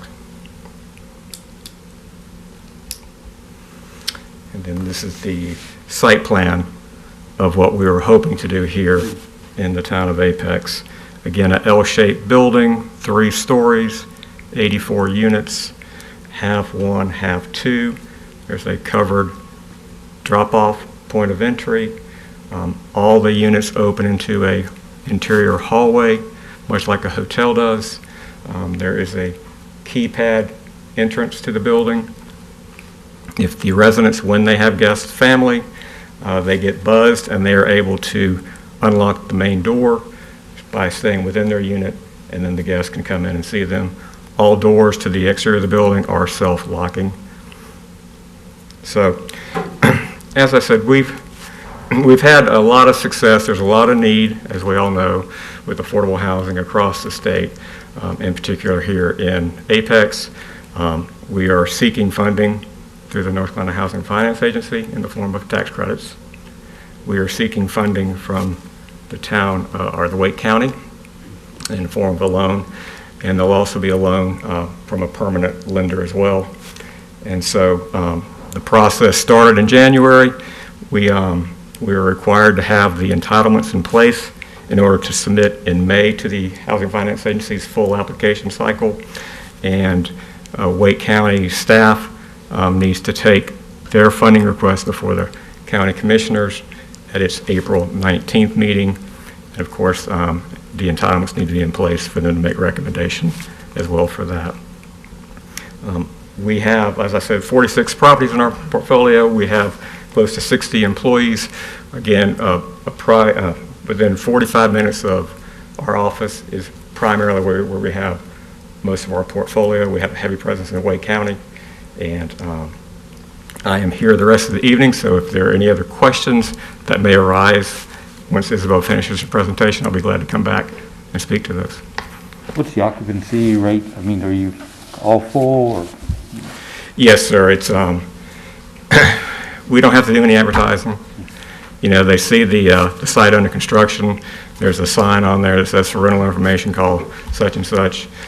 You know, we developed a community over in Cary named Ryan Spring on Ryan Road, which some of you might be familiar with.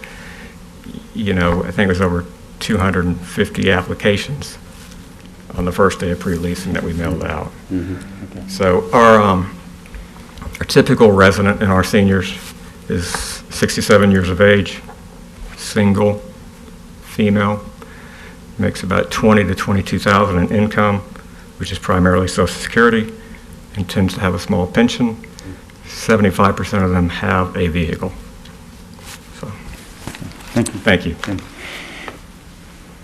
So next, I'd like to call on our engineer, Rick Baker, to just run you around the site plan and tell you about the various facets of the site plan.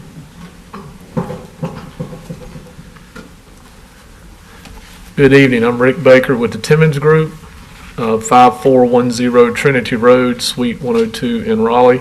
It's good to be with you this evening. Wanted to talk through the site just a little bit. Our site has evolved in the preliminary site plan that we've been working on since we've been working with Evergreen on this project. And when we came up with this layout here to minimize impact to the neighbors with the building, a shorter side of the building facing the single family homes to the plan south at the bottom, and the long side of the building closer to Walgreen, to try to keep as much of the building away from the neighbors as we could.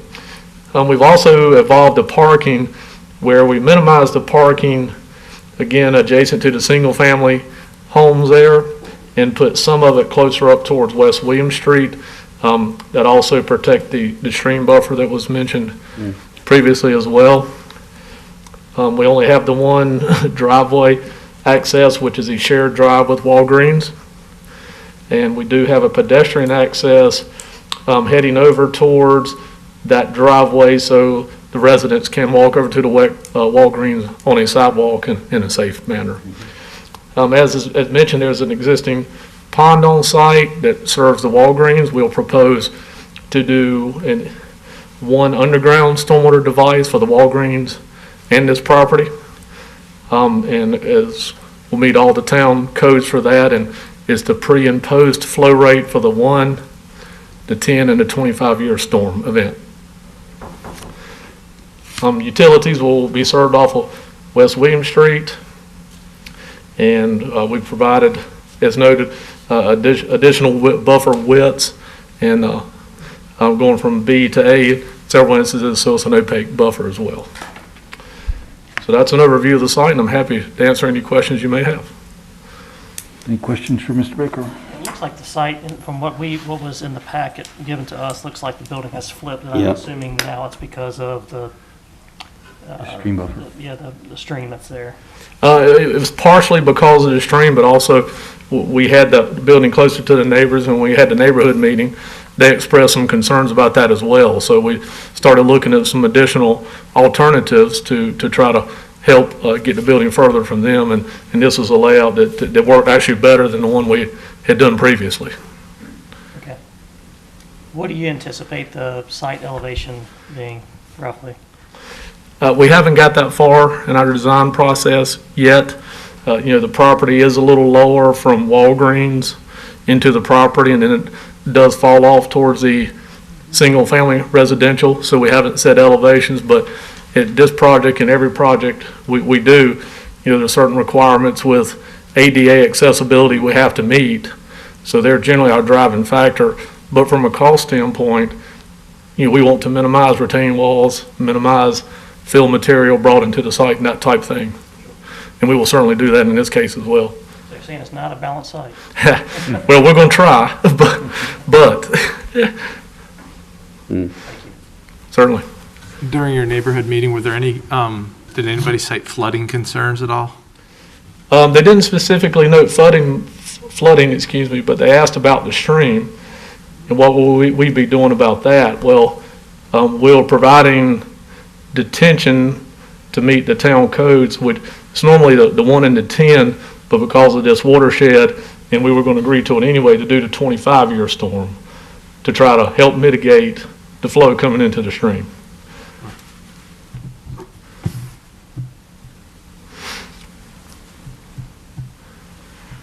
Any other questions for Mr. Baker? Thank you. Thank you.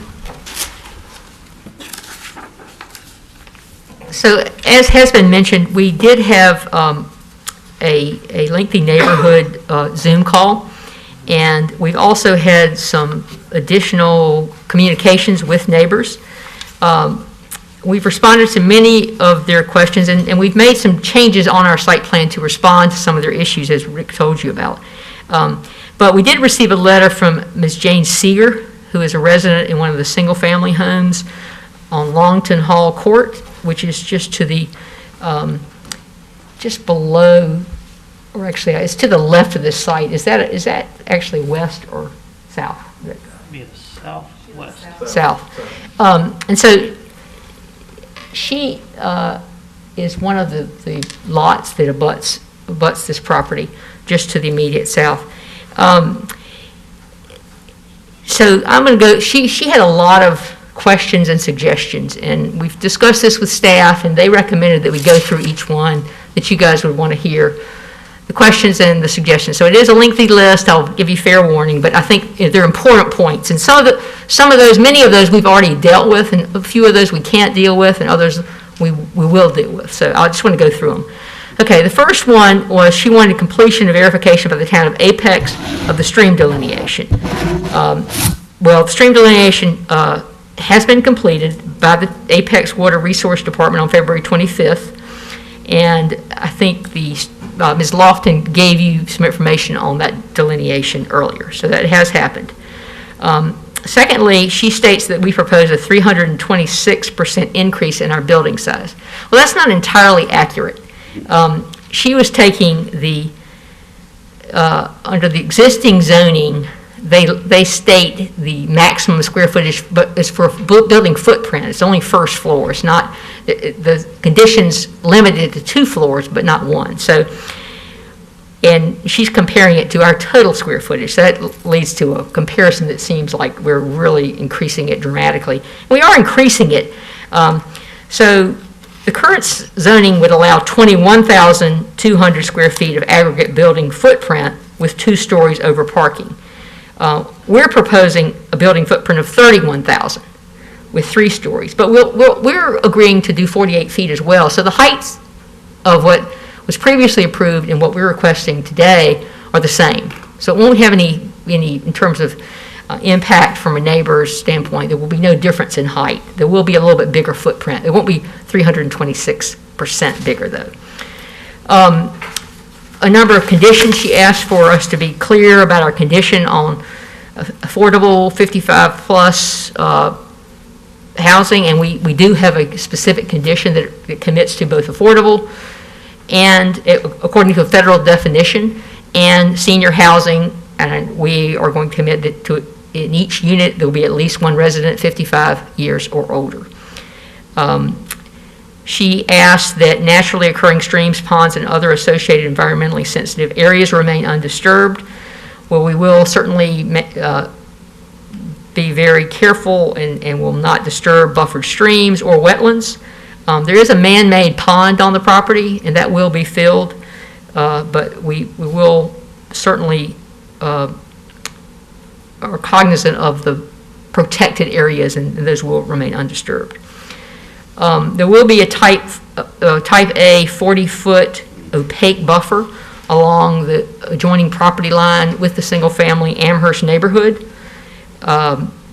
She wanted to talk about evergreen plantings and requested that the evergreens be placed on the single-family residential side of the fence or wall. It's actually a wall, I think. And we did discuss that with staff, and we're not really so opposed to that, but as we discussed it, staff was concerned that, it's a maintenance issue. So if we put the plants on their side of the wall, we've got to come around there to water to make sure the plants, and we can't necessarily see the plants, so our ability to maintain just is not very good. We also have some concerns about whether that might create an adverse possession issue, and so the staff strong recommendation is that the wall go along the property line.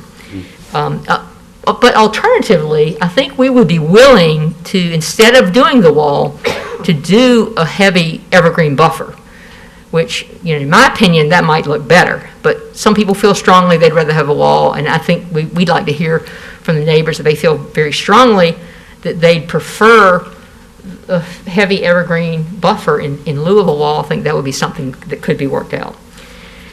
The next request deals with retaining walls, requesting certain spacing and landscaping related to retaining walls. Unfortunately, at this point, we can't agree to the specific request because we haven't concluded a grading and retaining wall plan here. And the site's, fairly constrained in terms of where we can put things. And I will tell you though, if there is any significant height retaining wall, there will be a safety fence, so you keep anybody from falling over that. But we really don't have the plan right now, the grading plan, to know, what retaining walls are going to be needed and to agree to her request there. Next question or request was that dumpsters and recycling collection areas will not be located within 150 feet of Amherst. For a senior facility, it's important that dumpsters be located close to the building so that people don't have a long distance to walk after they exit the building to take their trash out. So I don't think we can commit to 150 feet, but the dumpster will be fully enclosed with the structure, and the structure will be landscaped. Next, she requests a 48-foot maximum building height condition. That is included in our proposal. We also state a maximum of 84 units with surface parking. And our site plan, which is part of the request, shows a footprint of approximately 31,000 feet times 3 stories is 93,000. She additionally requested that we commit to downlighting and various lighting conditions. To this question, the town has a pretty strict lighting ordinance to reduce or prevent light trespass, and we will comply with this ordinance. One of the things she asked for is to have no wall packs, which we're kind of a little bit curious about that. Evergreen and most residential projects rely on wall packs to adequately illuminate entrances, and we can't agree to no wall packs. They're not usually real high lumens, but they do provide light that's really necessary as you're coming in that door, so you don't make a misstep or whatever. Next comment was site plans. She wanted to discourage any pedestrian traffic to the adjoining Amherst residential lots. We have no walking paths proposed to the Amherst neighborhood, and we don't show any or contemplate any, and there's really no need for those. Next is the request that all stairwells be enclosed completely with building materials, and in this case, all stairwells will be enclosed within the building.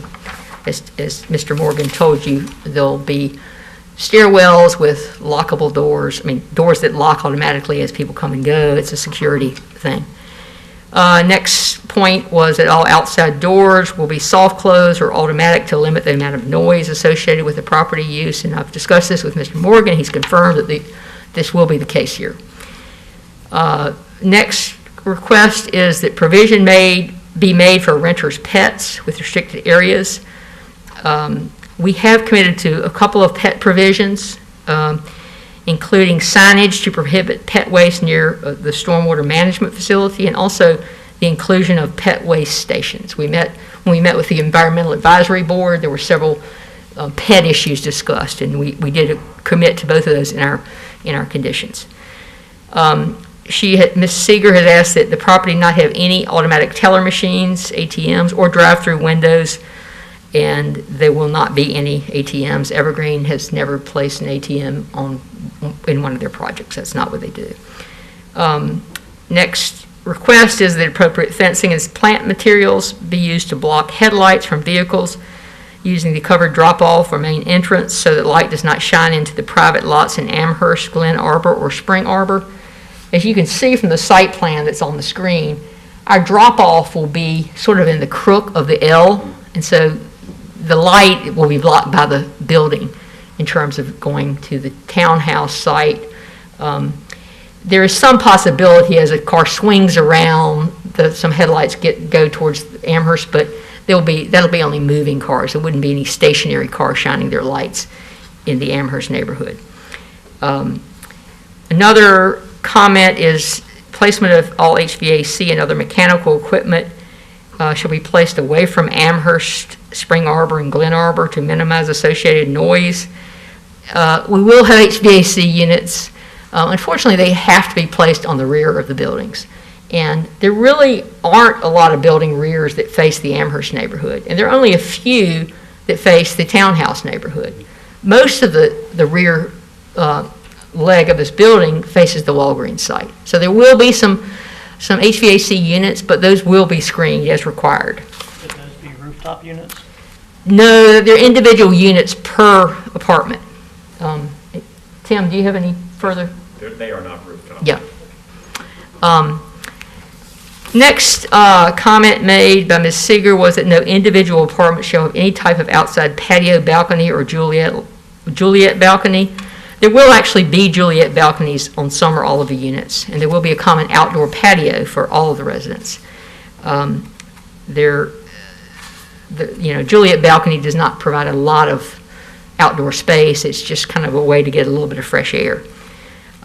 Next point was that request was that all porches, porte-cocheres, carports, covered drives, group gathering spaces, and outdoor patios should be constructed adjacent to the main apartment building. And if they're adjacent to any of the residential neighborhoods that abut this property, they'll be screened. We do propose group outdoor gathering spaces in porte-cochere areas, but they'll be adjacent to the building. And the other outdoor request was that all outdoor amenities such as benches, walking paths, pet areas, picnic areas, gazebos, gardens, playgrounds be placed at least 100 feet from Amherst, Glen Arbor, and Spring Arbor. We don't really anticipate that any of these are going to be within 100 feet, but we don't want to prohibit because there may turn out to be a need to put a bench that's a little bit closer than that, as residents might be letting their dog out to run around a little bit, and they might want to sit down. This is senior housing, so we do want to be able to respond to a need, such as a bench here or there. I mean, there won't be a playground. And I do think in the last year, we've all come to realize how important outdoor spaces are. And so we don't want to jeopardize this development and the residents by, being so limiting on outdoor amenities. Next comment was sidewalk will be extended from Spring Arbor to intersection of NC 55 and Olive Chapel. Will also be extended from Apex Post Office to the intersection of NC 55 and Olive Chapel.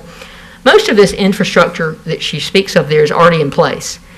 We will be making a pedestrian connection from this community to the Walgreens, and we will be putting in sidewalk along the frontage on NC Highway 55, William Street. So I think all those connections that she wants will be in place once this development is completed.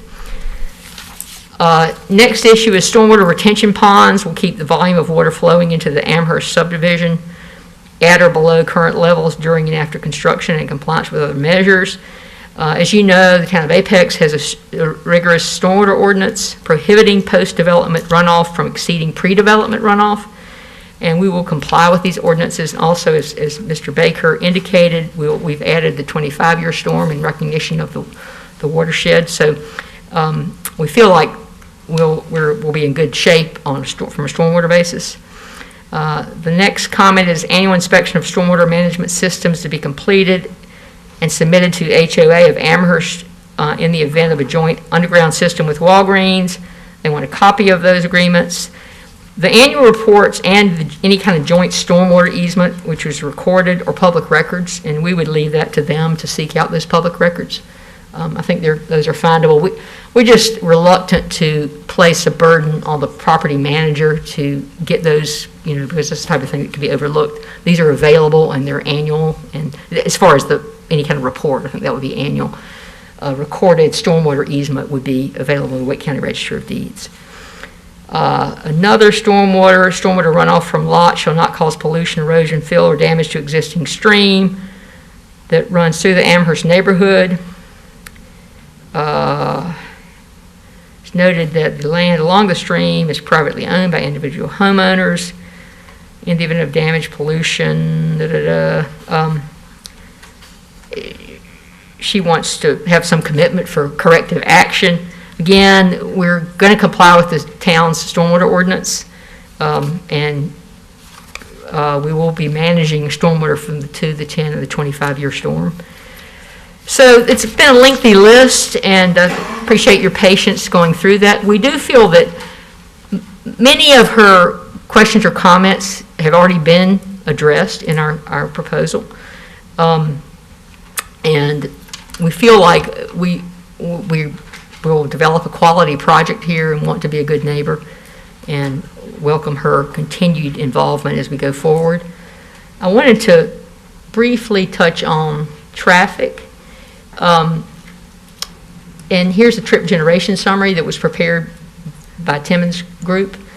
And you'll see that on the first line, the total peak hour trips, this is AM and PM peak hour trips, additional trips that would be generated by this development are 22.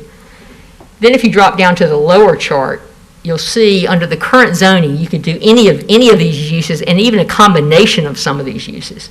But if you take any one of them individually, you know, medical office, shopping center, or fast food with a drive-through, all of which could be done under the existing zoning. Now, all three couldn't be done at this size level at the same time, but you could do the fast food, you could do the shopping center, and you could do a smaller medical office. And you can see the total number of trips and compare those to the 22 trips that would be generated by the senior affordable housing.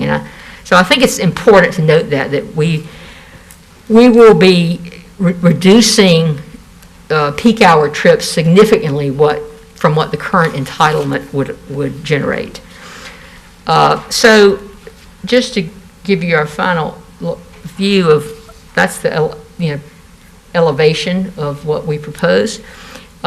We do think this proposed zoning is reasonable and in the public interest for a number of reasons. Town of Apex, like most communities, is in desperate need of affordable housing, and in particular senior housing, to help our vulnerable populations deal with the rapidly increasing cost of housing. We think this is a particularly good site for this use because of its close proximity to pharmacy, grocery stores, medical resources, future transit, and post office. We're providing good buffers for adjacent neighbors. The request is consistent with the 2045 land use map. The approved 2003 rezoning did not lead to development of the site, despite a couple of attempts. And this proposal maintains the same maximum height and a greater amount of RCA as the 2003 plan, but will bring significantly less traffic. We also propose shelter amenities for the transit stop just in front of the post office if that goes forward. So we would request your support for this case and recommendation to the town council for approval. And I and my team are all available to answer any questions that you might have. Thank you. Thanks, Isabel. Any questions for Isabel at this time? No. Liz, do you want to read into the public record the comments that came in?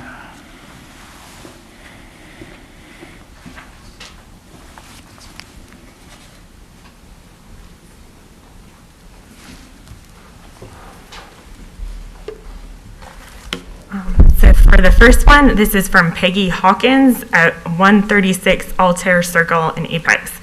I'm writing to encourage you to please vote to approve the Evergreen construction of Abbey Spring. There are so many working families who cannot live in our beautiful Apex. We are so blessed to live in an area where I feel safe, where shopping for food and medicine is on almost every corner. It is in the right of everyone to have a safe place to live. I ask you that you remember what it felt like to receive the keys to your first home. I think we all stood a little taller and felt a great sense of pride. Don't we all want to have a place to call home? A place to call home. Please don't take this chance of coming home away from deserving families. The second letter that we received is from Mr. and Mrs. Harmon at 607 North Coalport Drive. In reference to the proposed change of zoning at 0 West William Street, as a resident within 300 feet of the development, my husband and I do not support the change. We have lived at 607 North Coalport Drive in Amherst since 1999. Over these last 22 years, we have experienced growing erosion of the swale that borders our property. The volume of stormwater flowing through the swale has increased over the years as nearby development increased. We have spent much time and money with plantings and rock trying to decrease the erosion as it eats away at our backyard. Please consider the impact of neighbors to high-density multifamily development. It's not just noise, light, and privacy concerns. This area is particularly contains the storm swell that cuts through the yards in Amherst. How are we as homeowners supposed to manage the erosion? There are town restrictions on what we can do. And then the third one was also from Miss Seeger, and it was longer than 350 words, which I think you already got the summary of her letter. Yeah, we got that. Yeah. Okay, thank you. All right, so at this time, I'll open up the public hearing. Make sure either before or after you speak, you sign in at the sign-up sheet. And I'll remind everybody that all comments are limited to 3 minutes, and if it's very repetitive, I'll just ask that you agree with the previous person or have one representative speak. So. I have already signed in. Okay. And please state your name and address for me. Okay. I'm Beth Bordeaux. I live at 1044 Branch Line Lane in Apex, and I'm the former executive director of Western Wake Crisis Ministry. Currently, I'm the co-chair for the Affordable Housing Action Group for the Western Regional Human Services Community Advocacy Committee. This group supports and advocates for issues related to affordable housing for Apex, Cary, and Morrisville region within the context of affordable housing throughout Wake County. I also participated on the Town of Apex Affordable Housing Plan Steering Committee. Today, I'm here to encourage you to support the proposal for conditional zoning for the Abbey Springs Senior Development Housing Development Project. Through the Town of Apex Affordable Housing Plan, our town council has committed to moving the needle on the number of affordable housing units on the ground within our town to meet the needs of our citizens. Through the Town of Apex Affordable Housing Needs Assessment, it has been shown that Apex is far behind in meeting the affordable housing needs of our residents. Seniors who want to age in place have limited options in Apex. Apex has less than our proportional share of the region's subsidized residential housing, in part because of the very limited options for land use that meets the low-income tax credit criteria. A 9% low-income housing tax credit is very competitive and is often essential to make affordable housing project viable. That is the case with this project, I understand. The tax credit will generate revenue for the initial construction, along with loans from the county and town and other sources. Knowing that there may be no other viable sites within the limits of the Town of Apex that fit the criteria for a 9% low-income housing tax credit, it is important to note that this site has a perfect score of 60 points and has a good chance of being selected for the tax credit. For this reason, I encourage the Planning Board, and I will be encouraging the Town Council, to work with developers to create reasonable solutions to any concerns that have been raised about the use of this property for this development. I interviewed and have had multiple email exchanges with Tim Morgan of Evergreen Construction as I formulated my comments for this initiative.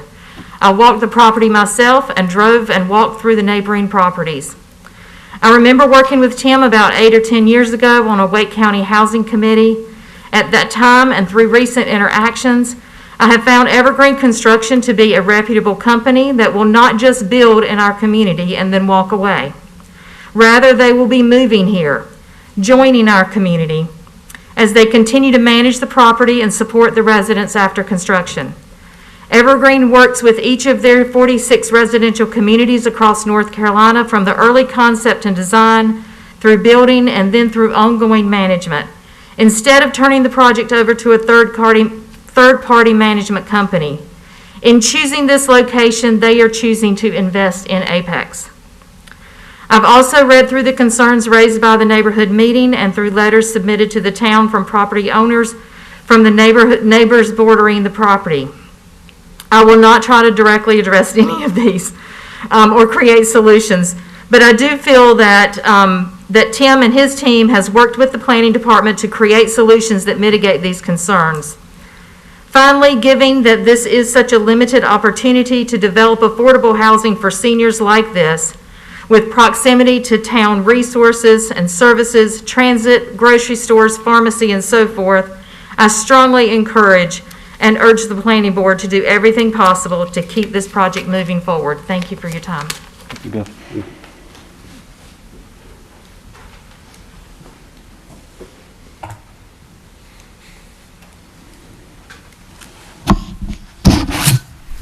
Good evening. My name is Phil Welch. I live at 1471 Big Leaf Loop in the Dogwood Ridge neighborhood, about a mile from the proposed site of Abbey Spring. I'm speaking in support of the rezoning of this site for the Abbey Spring development. Last year, I participated in the development of Apex's affordable housing plan as a member of the steering committee. The needs analysis performed by outside consultants highlighted the critical need for affordable homes in Apex. Seniors are one population whose needs are especially acute. Recently, I became aware of the proposal by the Evergreen Construction Company for the Abbey Springs Senior Affordable Rental Project on West William Street between the post office and Walgreens. I reviewed the PUD application submitted by Evergreen and noted the questions raised by the neighbors. I thought the Evergreen representatives at the neighborhood meeting provided reasonable answers to each of these questions. I had a Zoom call with Tim Morgan to get details on the proposal. I mailed those notes to planning board members on Friday, and you should have received extra copies. Thank you. It's clear to me that the 84 rental homes proposed for Abbey Spring will make a significant dent in the demand for affordable senior homes. This may be one of the few sites in Apex suitable for this type of development in terms of achieving a perfect score in the application for tax credits, as you've just heard from Beth. Because of the high cost of land in Apex, these tax credits are essential to making this development financially viable. When I visited Evergreen's Ryan Springs site in Cary last week, which I think Tim mentioned, I saw how attractive that property is. Evergreen's construction and management of a similar project at the rezoned site here is just the sort of high-quality, affordable apartment building that our seniors and our town need and deserve. This development would be consistent with the recommendations of the approved affordable housing plan. The rezoning for this proposed development would be desirable for the following reasons. These senior residents would be quiet and respectful neighbors. The development would provide a potential long-term solution to any existing stormwater runoff issues. There would be relatively little traffic generated from this site, as you've heard. Lovely new homes would be provided for income-qualified seniors, including our own relatives. It's a great location on existing and future Route 55 bus routes next to Walgreens and the post office and close to the Lowe's and Harris Teeter grocery stores and shopping centers. Honestly, compared to other possible uses of this site, including another grocery store or restaurant, this is probably the most beneficial one possible. Thank you for considering these points as you deliberate the rezoning for this property. Thank you, Phil.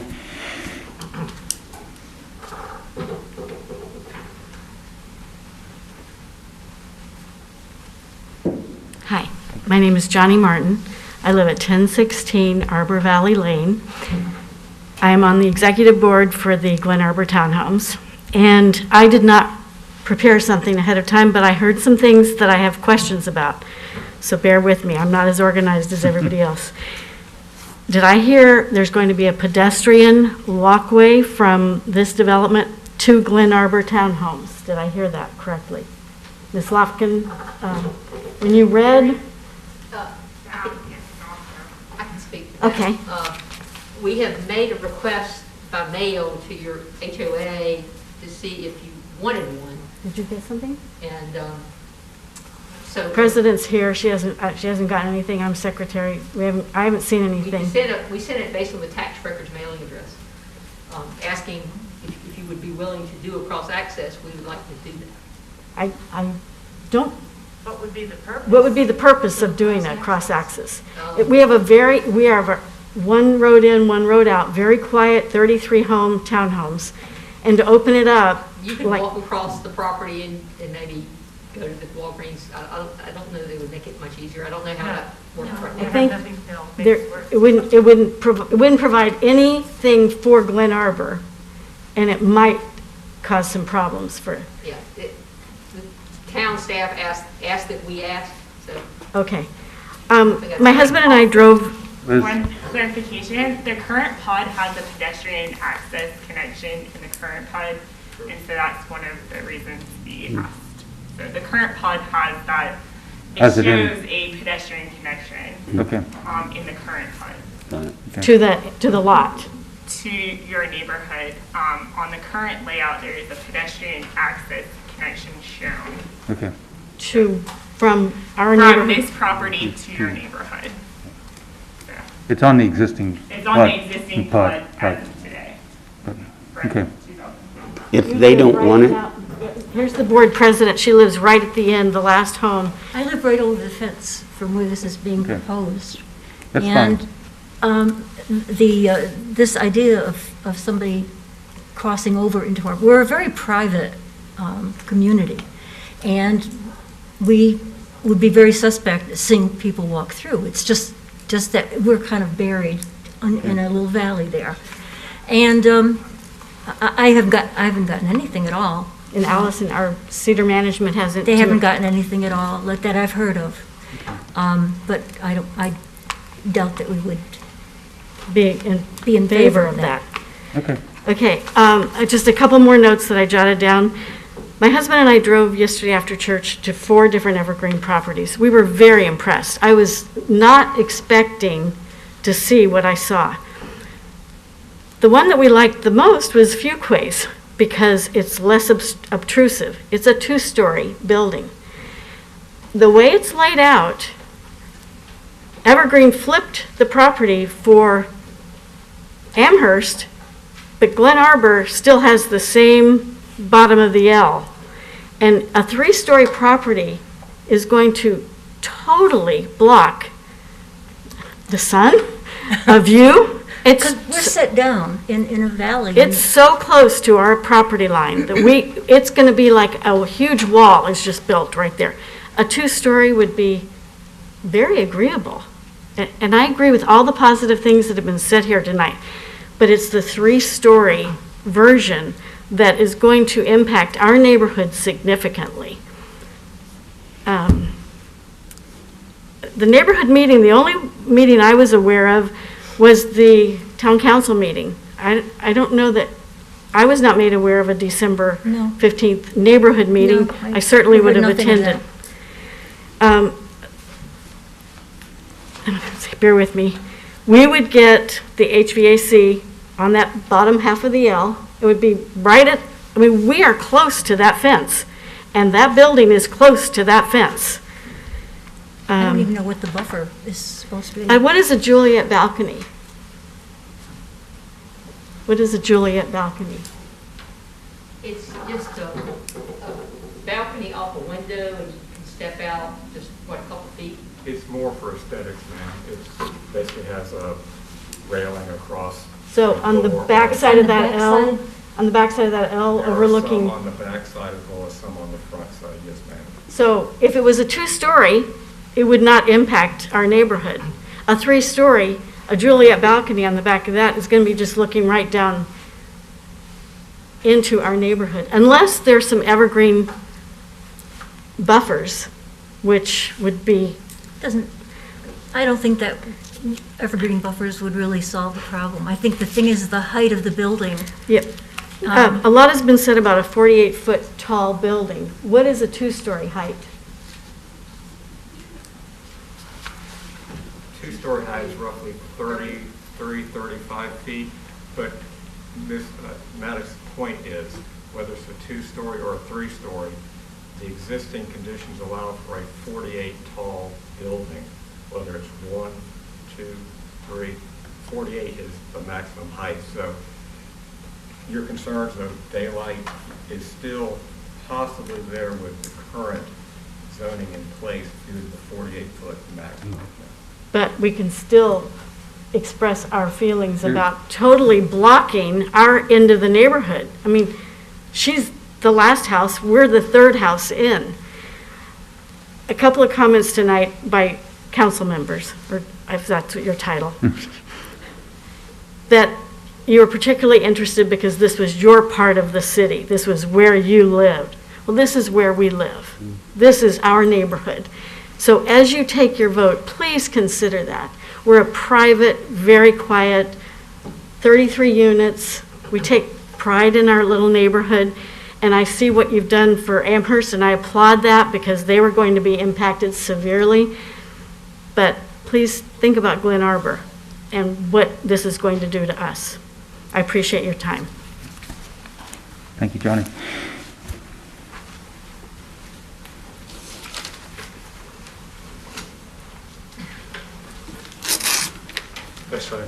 Okay. My name is Ken Muzzillo. I live at 602 Longton Hall Court. I'm one of the first homes in Amherst that the stream that is on that property runs into. Back in, was 2015, when Lidl, $120 billion grocery store chain, wanted to build the grocery store there, all of a sudden there were surveyors out in the back. And if it wasn't for a retired school teacher to find out what they were doing there, they basically said, hey, we're building it, we're getting the site ready for building. There had been no neighborhood notice. There had been no neighborhood meeting. And she came down to the town, and they said, well, ma'am, this is happening, and it's going through. We fought it. We brought all of the council members to the property to see it. And they all agreed that the setbacks that were being proposed were totally insufficient in the way that it would impact the direct neighbors that lived there. Consequently, we filled this auditorium back when people could come, and the town council voted unanimously to not allow that rezoning with the type of setbacks that would be so injurious to all of the neighbors in that area, that whoever built would have to build further away. This property has a certain topographical setup that in order to bring it to grade up to 55, they're going to have to fill quite a significant height, build a certain height wall on top to retain all of that soil that they would put in. And then they would have to build a 48-foot structure on top of that. So we're not just talking 48-foot structure from where the grade is currently, because that grade is so severe from 55 to where Amherst and Glen Arbor is, that there would be just not just a 48-foot height. We'd be looking probably, well, without a topographical map, we couldn't say exactly, but it would be significantly higher. And also this stream, they did perform a stream study. It's an intermittent stream with 50-foot setbacks on either side, which with the map that was there, it may not be totally accurate of where the stream is. But the fact is that the stream goes through several properties throughout Amherst, and we'd be concerned about the filtration system that would be put into the underground containment unit. So we have a couple of things. The setbacks would have to be increased because of the height that they would be building at. And it would be, they would just be looking down on such a high level to the two communities that are here. Evergreen, the people that are at Evergreen seem to be very proactive. They seem like they would be good neighbors. But the height of the building, the scope of the project, that's a couple of the items that we really look very concerned about, because we should not be so affected for the purpose of Lidl being able to sell this property. We understand that they've been holding on to it for the past 5 years, haven't been able to find a buyer. It's costing them whatever it is, $23,000, $24,000 a year in taxes, and they'd like to get rid of it at this point. And that's understandable. And Evergreen seems like they would be a very good company. They seem like they are very upfront in their information that they gave to us. But the fact is that there'll only be a 30% chance that they will receive the funding to go ahead with this. And we'd like to have some safeguards in here to say, well, gee, if Evergreen does not get, if Evergreen does not get the funding, what happens to us? Do we lose all the protections? And as the previous council that voted unanimously, that voted it down, they said, you know, you guys really, we promised you a certain kind of protection in your homes from this property from when it was originally transferred over back in 2002. And that we still deserve to have that promise held to. So we've been looking at, would like to see a lower scope of the project. So this way it's not so negatively affecting us. So I thank you, and I hope you take those into consideration. Thank you, Kevin.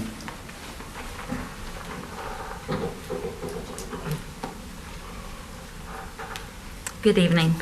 My name is Christy Ford.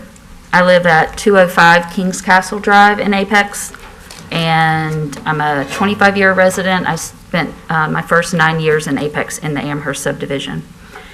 And I am speaking tonight on behalf of my mother, Jane Seeger, who was responsible for the letter that was read earlier. She lives at 605 Longton Hall Court in Amherst. And she moved here about 7 years ago, bought her home with the knowledge and the confidence of the protective development provisions that are in the existing PUD. She is very supportive of affordable senior housing and has had just a tremendously positive experience with the Evergreen team. We appreciate that they've taken time to come out, see the property, spend time answering questions. And I appreciate the detailed responses to the letter this evening. I think one of our big, I'll just reiterate, as the folks before me have said, the residents at Glen Arbor, as well as Mr. Mazzillo, that the biggest concern about the development itself is the scale of it and how imposing the building with the potential retaining walls would be on neighboring homeowners. And therefore, the request is to allow for greater setbacks, so that when that large wall with the 3-story building on top of it is built, it is not quite as imposing on the neighboring property owners. But more importantly, the thing that I want to really emphasize that we haven't talked much about is that the rezoning proposal is for the property, not solely for this development. If this development does not go through, and it's been explained to us that it could be a 2-year-long process of securing funding and ensuring that the Evergreen project is what actually is built on that property. If we rezone without conditions that are comparable to what is in the current PUD, these neighboring homeowners lose all protection that they have had for the last, 22 years, someone said?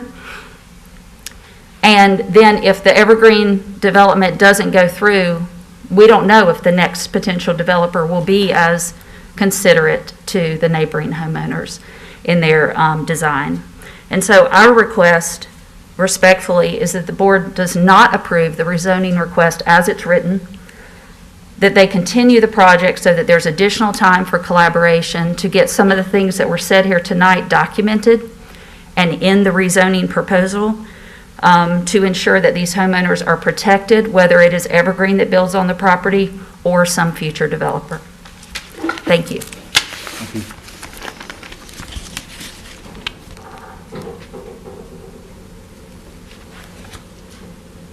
Any other public comments from the audience? I have one more final. Sure, Isabel. Yes, thank you. I just wanted to say, thanks to the neighbors for coming out.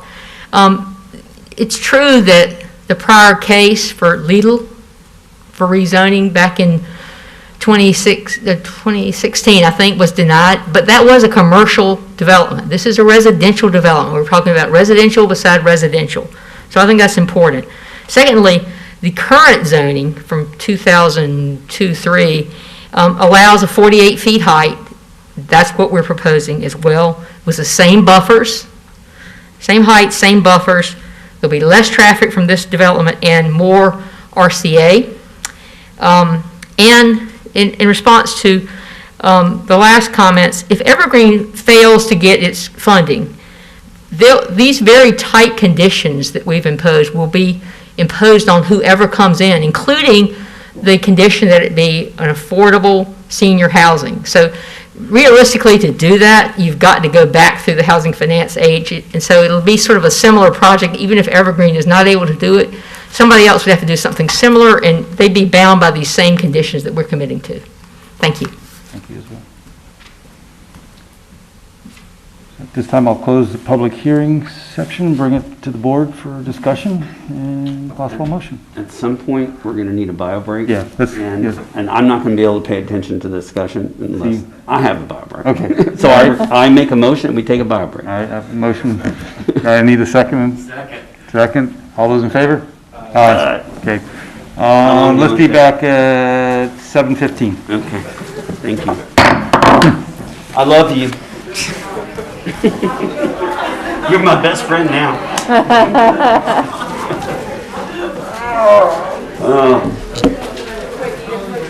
Oh, that's a good idea. What kind of party you got there? I don't think I've sat this long for I started, ever. I'll talk to you later. Yeah, well, I was gonna do a break, I thought, what is it? I figured it'd be 30, Stretch 40 break, minutes. seventh inning stretch here. It went a little bit longer than, I didn't think we'd go through all the conditions that were in the city's letter. That was intense. Yes. I'll tell you, I like sitting in this seat because you got the monitor. Oh. You can see this thing. I'm like squinting and I'm like scrolling. We'll make a request. Maybe they turn that big one around. I mean, in other jurisdictions, particularly like Cary, you have like big screens and everybody's on their laptops are all connected, so they're looking at what the presenter is. Yeah. They could stream them through the laptop. Oh, that would be a good I'll see idea. IT guy. Let's go harass them. I feel like they've played with this a little bit, so I think if we give them some feedback. How's everything going with you? Good. Yeah? Good. Good. Thankful for the warm weather, because, oh my God. I'm over off Kelly Red Apex Barbecue. So I'm always like, this is always my side of the road. Oh, for sure. There's so much going on in that area. Yeah. I actually just signed my kids up. We're going to be starting parish t-ball here in a few weeks. Oh, fun. Love parish. Fun. Where are you located? Off Wimberley. That's up north like up north, but it's not like that. Yeah, Apex is that big, right? Might as well just be Cary, for sure. I'm on the line of Cary. But at least you're not in Cary. That is true. When my mother calls it, she lives in Fayetteville, so when she calls it the relocated, what is it, the containment area. I'm like, Mom, you can't do that. Apex is getting there. You can't do that. But she's so funny every time she drives up here. She's like, what is that? I'm fighting for where I'm at in Apex. As Catherine Wednesday's taking over all the housing. Is it just boom? Oh yeah, up that Lake Castleberry is around me, that whole area. New development coming through is we'll probably settle here in 2 months, maybe 3 months. Like $600,000, $800,000 houses. I'm gonna push for more density and go to townhomes. I'm trying to see if there's a way we can do a conversion and restrict to like town employees. Or do something That would be creative. good, yeah.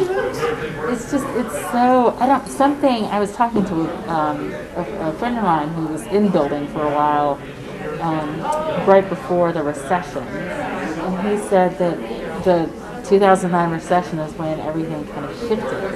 I was like, I don't know if I could buy any of this right now. Nobody I know, my sitter couldn't buy an Apex. I had another friend who was looking at moving Apex. They just couldn't find anything. I mean, right now housing is crazy to begin with. It's so crazy. I don't see it going away though. No, it's not. It's not. And which is part of the reason why I bought. So like I'm part of the problem, right? But it's You're in a good area too. All the houses Two of my engineers just bought his Scottsdale, and that's like 15 there, and it's like 15 or 20 offers. Yeah. And they had to come out of pocket, and the house didn't price what they bought it, so they had to pay out. It was just unbelievable. Yeah. Yes, that's exactly that's exactly what's happening. In fact, so we moved out of Scottsdale. And when we moved out of Scottsdale, I thought, okay, so we just Hang in there! You're Kelly. This is our little neighborhood. Toad Hollow. Toad Hollow. But I'm on Kelly Grove, so like Kelly Grove and then Toad Hollow. That's not my street, but that's like. Are you in the new ones that just got, or the older ones? I'm in the older ones. That's right. I knew the guy that developed them as a friend.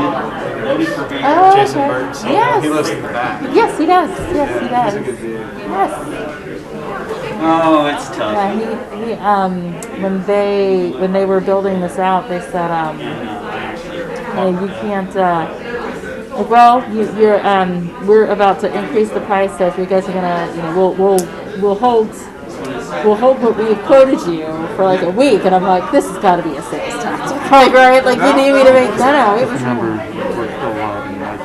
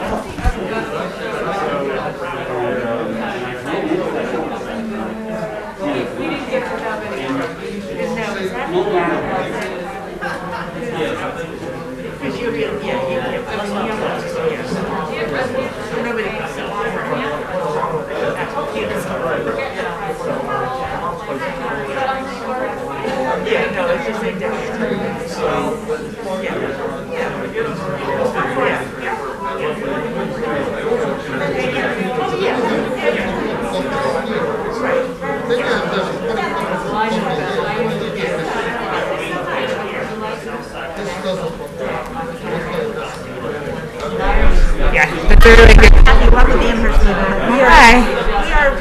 It's a good neighbor. We want to be a neighbor. But it's further down. One that you guys had. Yes, I mean, no. The slide I'm talking about that has the houses outlined. We have it. Yes. It's a little further down. Yep. There's too many. This one? No, it was another one that was lighter that had the actual houses. This right one? in the corner. Yes. So that's Miss Seeger's house right there. No, actually, there's another one. There's another. This one? That's the one. Okay. It has the stream in its way. Okay. Yep. That would be really helpful. Thank you Yes. so much.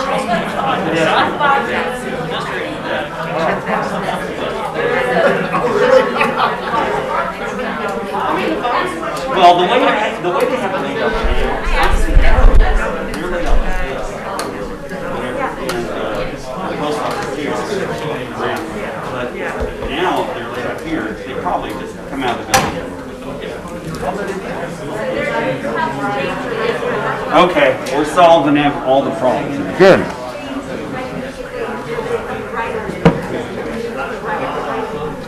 Ooh. Oh. I knew this was going to be a marathon. Yep. I had a client call with China tonight. What at time? 8 o'clock. At 8 o'clock. And as soon as I saw this agenda, I said, no, I'm not going to make it. Oh.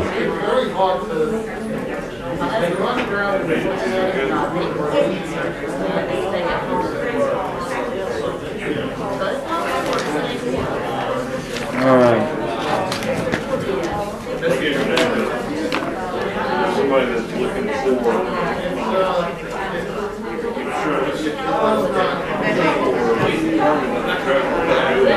Oh. All right, you guys ready? I'm ready.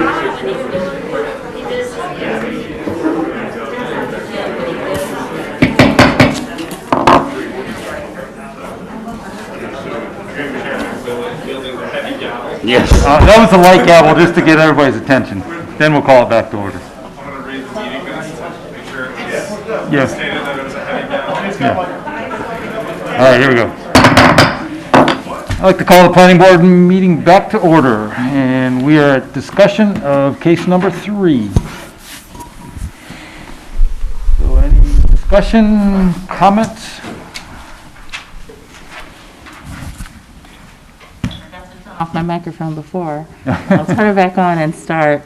I'm incredibly excited about this project. I remember little and the discussions, and I'm excited with Evergreen's communication and willingness to work with the neighbors. I think I understand what the PUD allows with the height, but I hear the neighbors' concerns and would, I don't know, pose the question if there is some more discussions that can be had with the neighbors in Glen Arbor, that it doesn't appear that that communication line has been open, and to talk a little bit more about what can be done. You know, I know it's 48 feet, but with the elevation, I understand that can change. Just wondering if some of those concerns can be addressed. But I am excited, so I am asking if that is a possibility. Thank you, Tina. So can I go next? Yeah, go ahead. I'm a big proponent of senior affordable housing, and we really need it. And we had another area that did not get the funding. I think if we don't approve this tonight, and if town council doesn't approve it in 2 weeks, that they're going to miss their funding window. So I would love to have more time. I wish the Glen Arbor people had gotten involved sooner, because the Amherst people seem to have had a really good dialogue with Evergreen, and the other folks, I think, waited too long, and I don't think we can delay it. We'll miss the funding, and we really need this development. I drove through the neighborhood, and I think that I drove through Amherst. I think Amherst is fundamentally flawed since its development. It's got a drainage problem that's been there forever, and you can see it when you drive through it. So I don't think that Evergreen should be blamed for that. I think Evergreen is doing everything they can to make it as good as possible. So I think they should be applauded for that. So I'm in favor of it, and I feel bad for the neighbors that they feel like they're going to have something large up above them, Tina. But the fact is, they're going to have something large up above them no matter what is built there, because of the topography.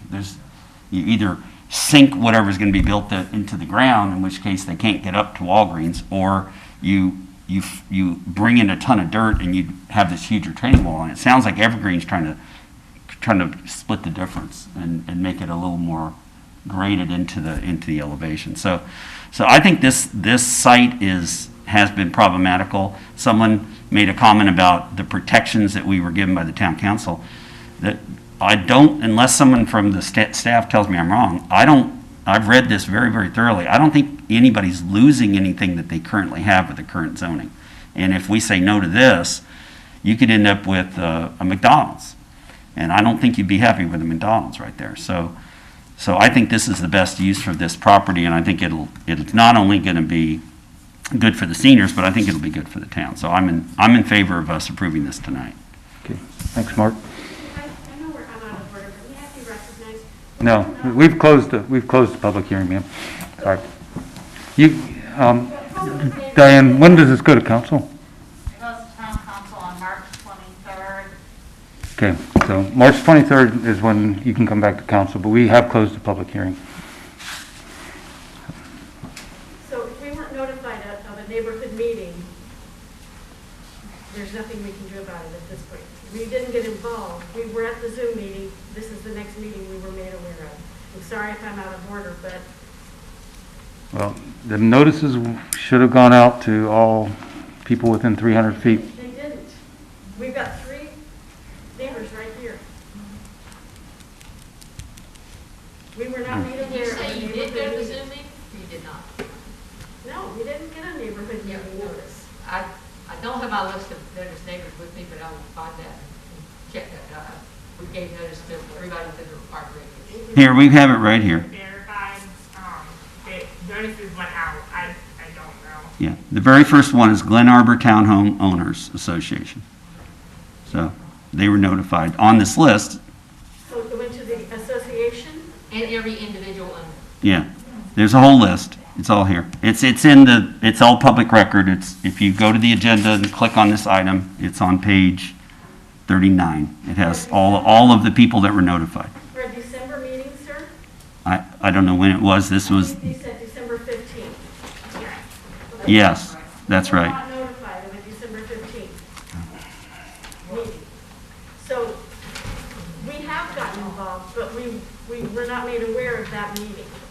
So I will just say that I know that in December, the U.S. Postal Service was having difficulty getting notices to people on time, but the law says it has to be sent 10 days prior, and there's no requirement to ensure that people have received it. And there was signs posted as well, Not at that, well, yeah, not at the I meeting. sent something. not for neighborhood meetings. I sent January. something prior Okay. email in December, and it took 22 days to get things. Yeah. We've heard many folks have difficult, it's better now, but back in December and January, it was not good. Yeah. I'm reading the list. Many of the addresses in this notice of the notification have addresses that are Arbor Valley Lane. So again, subject to what Diane said, the U.S. Postal Service, an attempt was made to notify the homeowners. And we're advisory board to the council, so we will make our decision, but you have a chance to speak before council on the 23rd. Yep. Any other comments? I'm sorry. No, I was just going to kind of echo what has been said before about what we need here in the town of Apex, particularly affordable and senior housing, which is a known deficiency. We're checking boxes on this one. Increase southbound lane on Highway 55, where that's probably one of the worst stretches of Highway 55 near the post office there. The applicant's doing 3 stories, but I heard they're doing elevated, which, that's unheard of. I mean, just that alone is the cost, but it's great, especially for the targeted use. Parking reduction, less asphalt, which is also keeping the costs down, which is a good thing. Plus, I think I read Energy Star, less traffic. I'm concerned also about what Ms. Martin with the Glen Arbor townhomes, what she stated. Having done a lot of multifamily development as a professional, they're in a townhome community up against, a more dense use. It's a good transition use there. Their townhomes are positioned so that it's the side facing the side, so it's not like a rear yard like the single family folks in Amherst residence. I'd be a little bit more concerned. They have a larger buffer. It makes more sense from a planning perspective, but hearing some of the issues that were cited, I think that the applicant really went a good distance to address a lot of the issues that came out of the Seeger list, we'll call it. There's quite a bit in there, and I think they've taken the time to address them. So I think this is a good project. They've done the homework. They've met with neighbors. We don't. That's still to be determined on some of them, but I'm a big fan. Tina, you had something else? I did.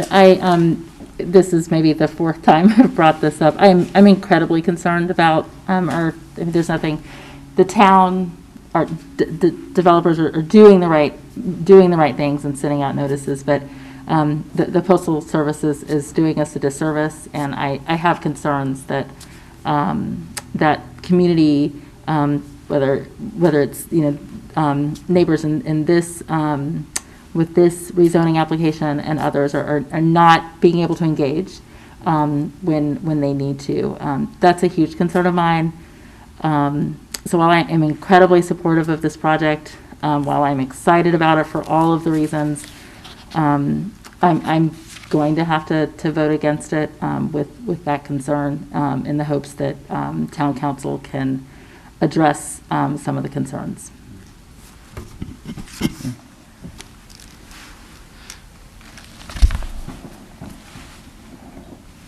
Any other discussions? I guess my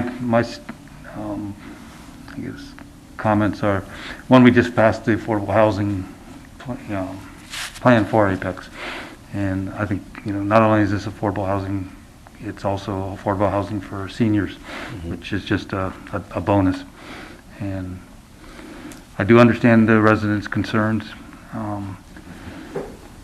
but the way, the rezoning that we're doing with the proposed, the buffers are larger than the UDO requires, so I think they're going above and beyond, and I think, for that property right there, it's just a good fit, so. Any other comments, Tim, Keith? I'll agree, for all of the same reasons. Affordable housing plan, the age-in-place plan, it's what they've done with the upgrade to stormwater, 25-year, the perfect tax credits, the location. I believe it's a great location for it.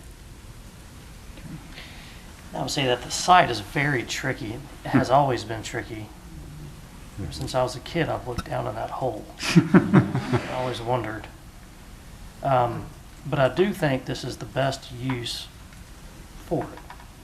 I do believe with this, I know this is a rezoning and this is not a site.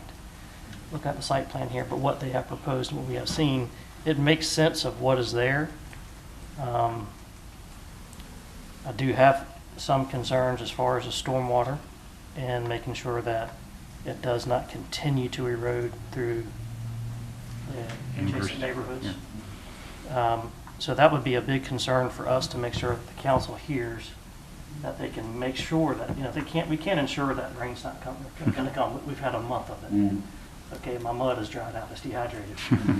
Okay, so we know it's going to come. We can't change that. But what I do want to do is make sure that there is a robust plan for that, so that way the neighboring properties are not going to be affected any more than they have to be. Yeah. Outside of that, being that it's a rezoning, I try to take my mind off of exactly what's going to go there as far as whether it be affordable housing or if somebody wants to put a single family there. We have to look at it as how is this going to affect everybody, and that doesn't fit, and I believe it does. All right, no further comments? You need a motion to? I'll make a motion that we recommend to the town council that they approve this rezoning as presented. Okay. I have a motion. Do I have a second? Second from Keith. I have a second. Any other comments before we vote? All right. All those in favor say aye. Aye. Opposed? No. So, no.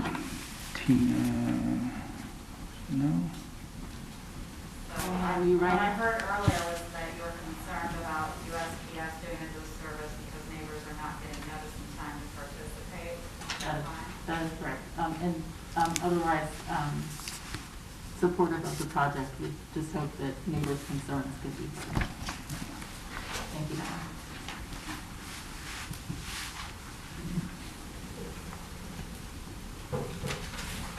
All right, so the motion passes, we got 5 to 1? Yep. Okay. All right. With that, we will move to item number 4. Shannon is going to present the possible hearing or public hearing, possible motion regarding amendments to the Apex Transportation Plan for Cash Corporate Center Collector Streets.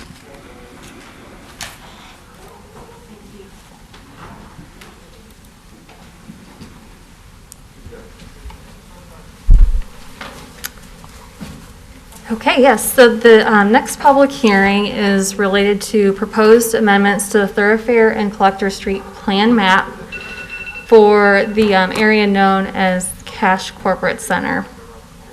And just to orient you, this is the large parcel known as the Cash Corporate Center. It's an economic development site south of existing Burma Drive and Production Drive and north of Pristine Water. So 55 is over here and 1010 is over here.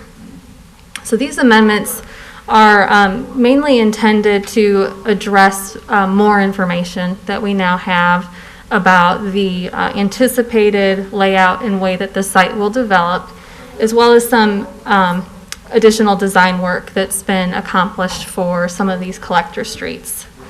So just to walk through them, the first proposed amendment is to realign the future extension of Burma Drive, which is a minor collector, slightly to the west, so it would still run from existing Burma to pristine water, but it would be shifted west.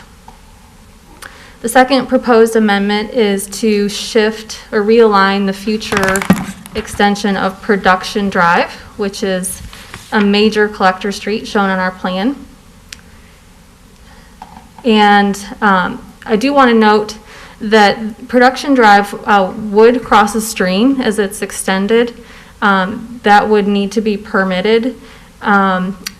We do have enough additional design work to know that the environmental impacts associated with the realignment appear to be less substantial than with our adopted plan alignment in terms of both linear feet of stream impacted as well as wetlands, but neither alignment has been permitted.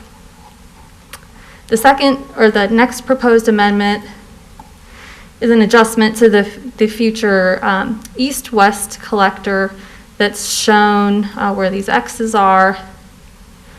The proposal is to actually downgrade that to future local connections and to separate that into two different segments, one running along the property line here, and then the second running between future Burma Drive extension and future Production Drive extension.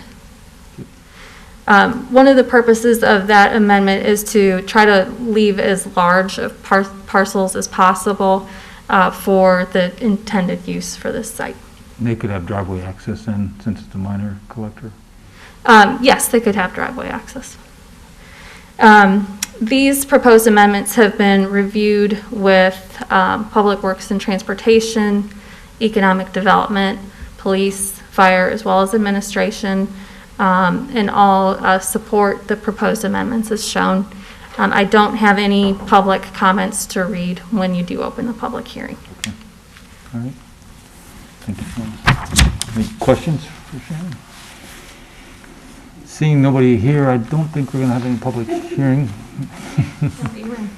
So, and there was no comments and no voicemail? None to read for this. All right, so I'll close the public hearing and bring it back to the board for discussion and possible motions.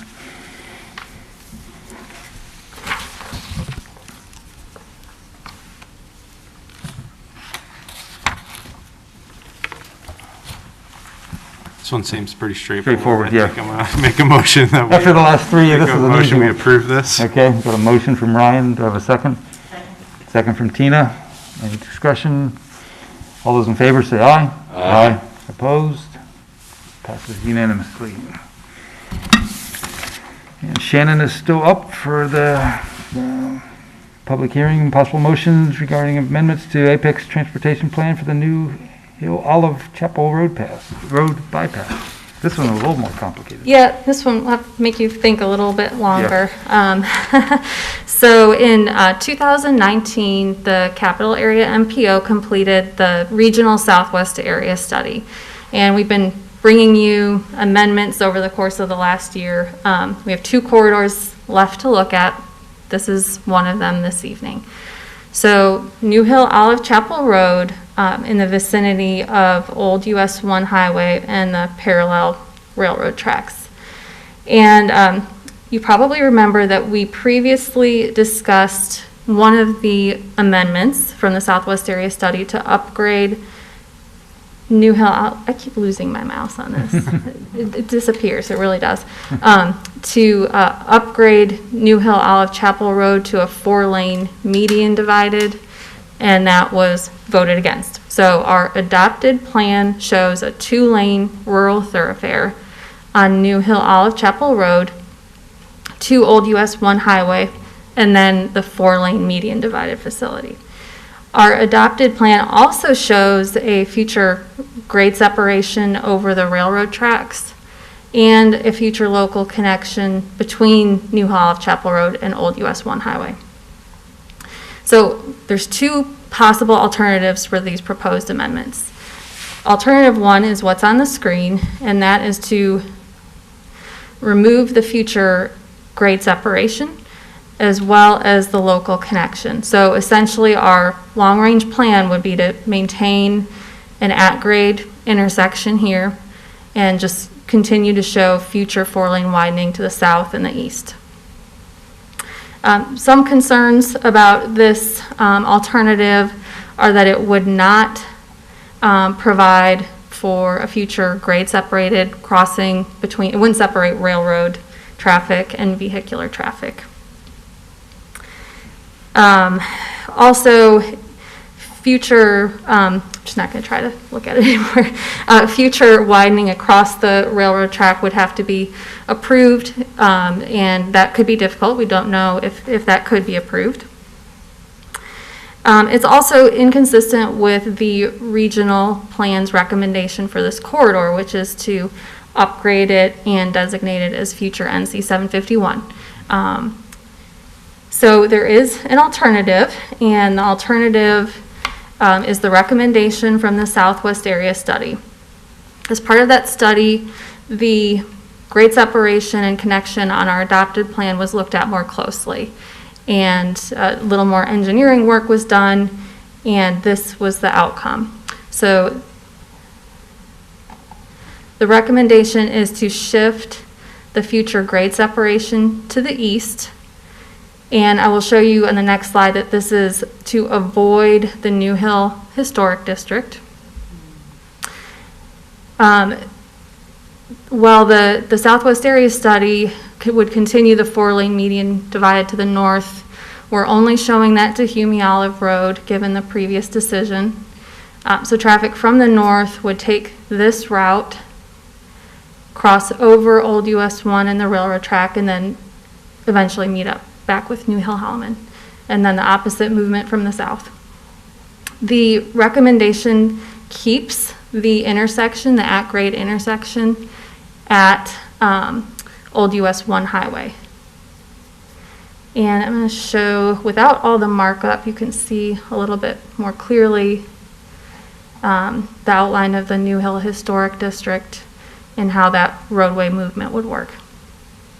During the Southwest Area Study, substantial comments were received about this proposal, and they were mainly from property owners to the south, concerned about impacts to the property from this new roadway. And it also noted concern about, you know, whether the property impacts were really balanced by helping the historic district. There were comments that many of the historic structures have been removed or destroyed.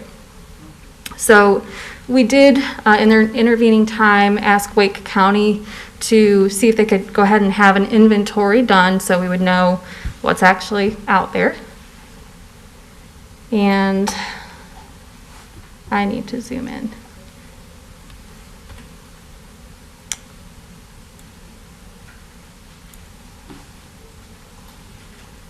Oops.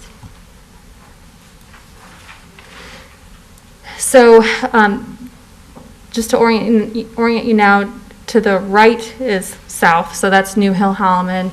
This is Old US 1 highway. Everything that you see with a black dot here is in the National Register Historic District, but it's been since removed or destroyed. So there are still some historic resources that would be within our typical section for a 4-lane widening. So 110 feet is our typical. So if we looked at a high-level planning, symmetrical widening of each side, they would fall within that typical area. So it could, if we just widen New Hill Holloman without the bypass, there could still be some impacts that may be minimized or avoided through engineering, but we would not be able to completely avoid any impacts to historic resources. I'm going to go back to this one.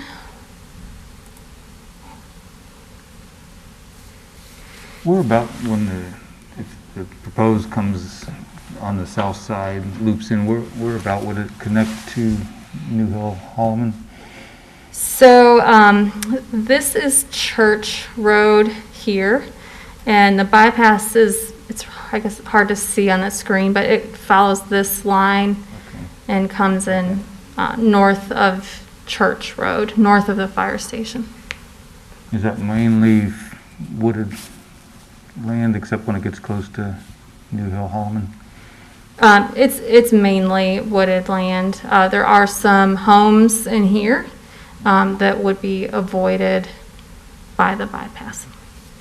So there's also some concerns about the bypass alternative. So it is correct that property impacts will be substantial for this new bypass. Also, we were concerned that even though the Southwest Area Study shows keeping this at grade, that if we have an alternative, we could eventually be required to close that railroad crossing. And in speaking with the NCDOT Rail Division, they did confirm that is a possibility, that southern leg of New Hill Holloman Road would need to be closed across the railroad tracks. And that's a concern for the historic district as well as the community there. Yep, and it was also, we did speak with the fire chief. From an emergency services perspective, they're very concerned about not being able to keep that at-grade crossing potentially in the future. Let's see. But again, you were told that with the bypass construction, that is that's a possibility. We reached out to DOT's Rail Division, and they did indicate that, in the future, even though it's shown on the plan, if we have an alternative, that at-grade intersection could close. Also, given that our adopted plan no longer shows the 4-lane widening further north, it reduces the effectiveness and purpose overall of having this bypass and grade separation. So given the pros and cons of both alternatives and in consultation with Public Works and Transportation, police, and fire, planning staff are recommending alternative 1, which is to remove the grade separation as well as the local connection from our plan. And Basically go back to what it was. what it is with potential for future widening. Yeah. And when you open the public hearing, I do have comments to read. Any questions for Shannon before we go to public comments? All right, you want to read those into the record? Okay. The first comment is from Patty McKeever at 3712 Mason Road, New Hill, North Carolina, 27562. Dear Planning Board, my name is Patty Womble McKeever. I live at, I'm going to skip that part. Thank you for considering public comment from 2019 and reevaluating a proposed bypass around New Hill. A bypass around New Hill negatively impacts our property along with many other property owners. The cost and impact of a bypass makes no economical or environmental sense. There are 3 ponds and a creek in the area of the proposed bypass that drain into an existing tributary that would be disturbed. Our family land already has a power line, sewage line, and gas line that the proposed bypass would potentially cross and need to deal with, not to mention the huge undertaking of dealing with the railroad. It is very likely the railroad would require closing of the main intersection crossing if a bypass was constructed. As for historic, it appears there's only one structure standing on the 4 corners of the New Hill intersection, and that one is completely dilapidated, hidden by overgrowth.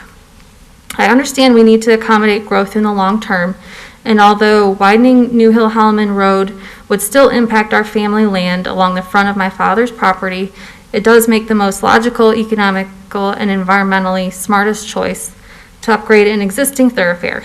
I agree with the planning board's or planning staff's recommendation of alternative 1. Thank you.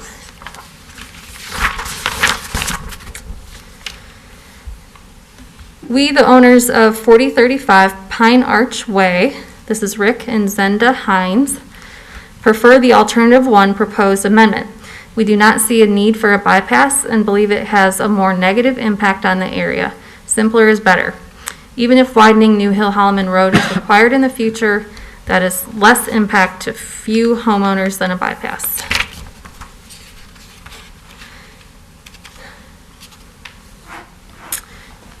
Dear Apex Planning Board, my name is Joseph Keith McKeever II. I am a New Hill native and resident of 103 Altair Circle, Apex, North Carolina. I'm currently obtaining my Master of Science degree at NC State University, where I research environmental issues. In my earlier years, I grew up at 3712 Mason Road, New Hill, North Carolina, the current home of my parents. I often travel the roads between Apex and New Hill to visit them, as well as the home place of my late grandfather, Wallace Womble, whose home was the historic Joseph Womble House, which I helped to maintain. That being said, my family will be directly impacted regardless of the adopted alternative. I hope my comments will be heard, as I have a unique and personal position in this matter. After reviewing the proposed alternatives, it is my recommendation that the Apex Town Council adopt alternative 1 based on the following. I'm going to paraphrase a little bit of this. Staff have recommended this alternative.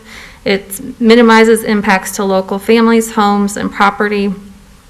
The lack of historic structures that may be affected by road widening. The CJ Bright Store is likely the only building that would be unavoidably removed, and it looks condemned already. There's larger negative impacts on wildlife and water quality with alternative 2, including connectivity of habitat, increased water runoff, construction waste, and could result in more deer collisions. The likely required closure of this existing at-grade intersection of New Hill Holloman Road is concerning. This was deemed unacceptable by the fire department. And removal of this intersection eliminates future capitalization on the historic downtown New Hill for enhancement and gentrification. And this is the last comment. For the record, my name is Caitlin Hatcher, address 3210 Courtney Lane, Sanford, North Carolina, 27330. The current proposals regarding the transportation plan amendments involving New Hill Olive Chapel Road near Old US 1 Highway directly impact my family and family land. In both alternatives, the Womble family land will be directly affected. Therefore, it only seems appropriate that we get a say in which alternative we prefer. My late grandfather, Wallace Womble, passed in September 2020, in which his estate left multiple parcels of this land to various family members. Due to the nature of Alternative 2, we believe this to be a gross waste of money and resources by the town of Apex due to the likely railroad crossing closure east of the intersection of Old US 1 and New Hill Holloman Road if there is a bypass through the Womble land below Mason Road. This will ultimately create issues for emergency services, increased response times, and longer commutes.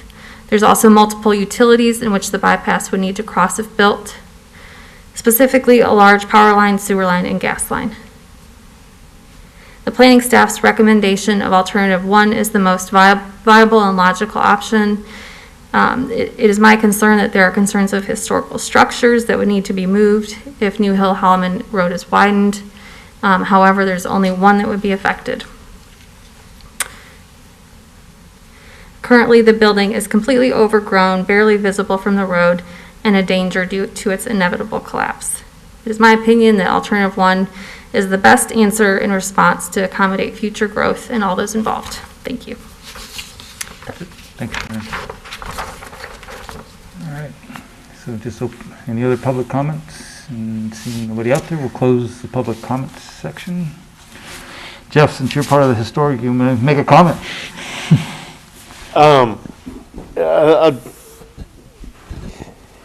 Yeah, I wish that my friends and neighbors in New Hill had sort of thought about this 25 years ago. I think that the allowance for most of the buildings down there to get degraded to the point that, you know, I mean, a couple of members here remember going to WT's store down there, and it was a great store, but it's gone. And once it's gone, you can't get it back. And I think that the point that doing that bypass just to alleviate trying to jump through the hoops that you'd have to do with the Department of the Interior for the historic district. I just can't for the life of me, even though I want to, I can't for the life of me realize that there's a better option than just going straight through town on this issue. Because you impact so many different landowners if you try to bypass it. And you also potentially, with engineering, might have to go through two of the Womble houses that not only are still standing, but would like hopefully one day to be landmarked. So I think that going through town would be the best option. I fear that at some point we're going to have to change that at-grade separation. Certainly he can speak to it more than I can, but I think that CSX is going to hold our feet to the fire and close most of that grade crossings at some point anyway. But I think right now that Plan A is the best option. Thanks, Jeff. I kind of agree.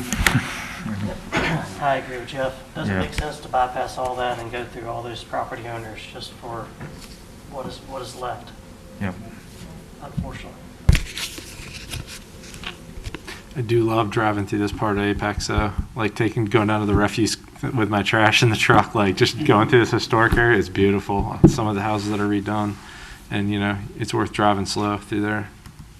I mean, I think we as a board, we voted to make that road 4 lanes, but I know there was a lot of concern about like the cemetery farther up north, but it looks like council said no, so now that we're keeping it more rural, I think we just keep it as is my opinion.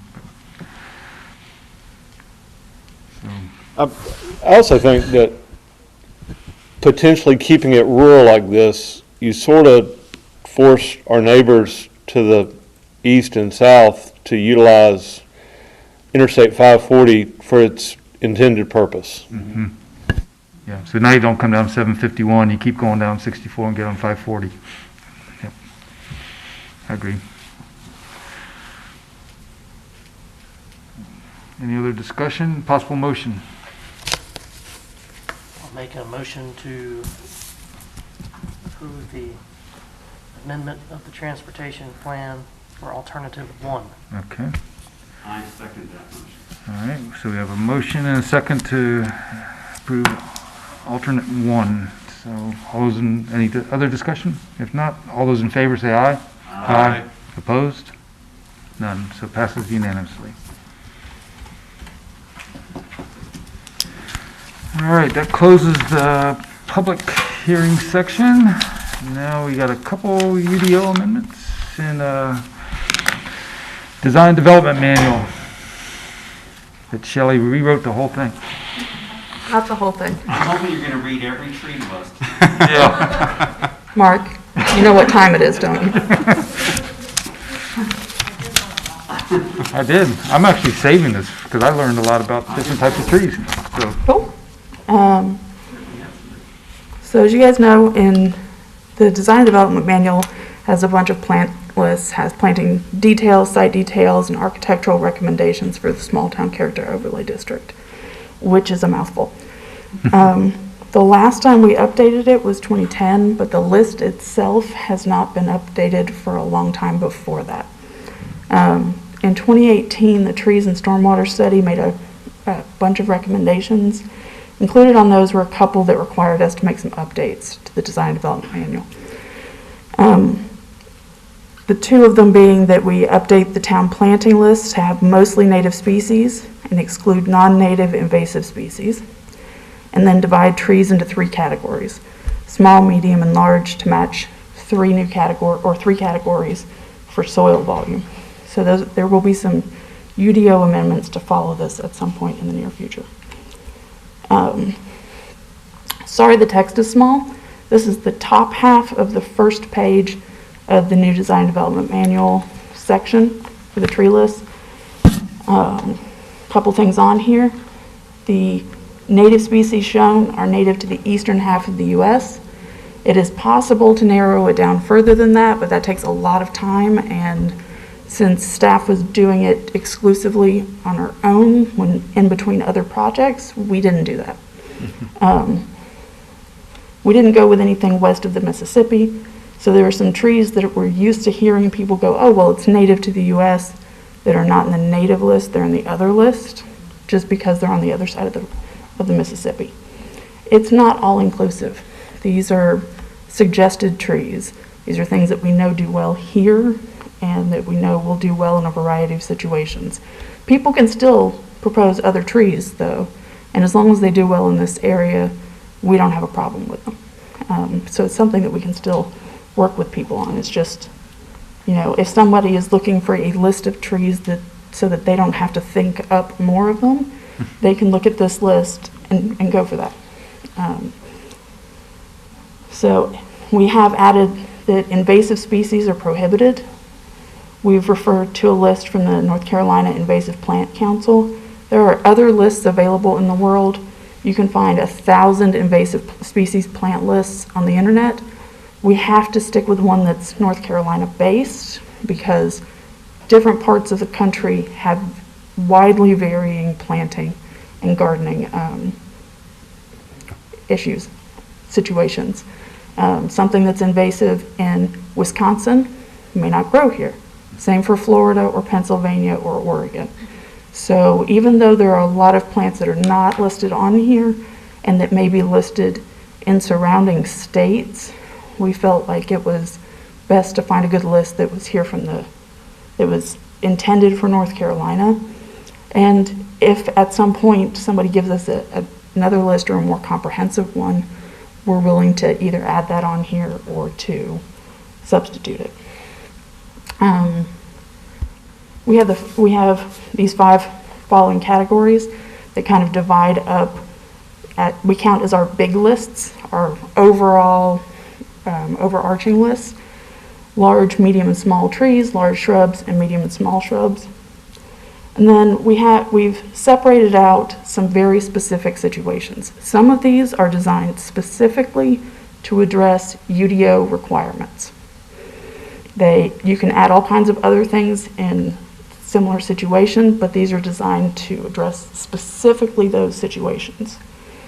And part of the reason we did that is because this is our existing list format.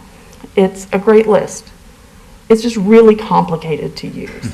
And I mean, we've got some great columns in here and a lot of good information and some great cultivars. Our former zoning compliance supervisor worked on this really hard and he was a big fan of this list. It's just that it's not a great list. It's not easy to use. It's not something you can open up and find exactly what you need and you're done.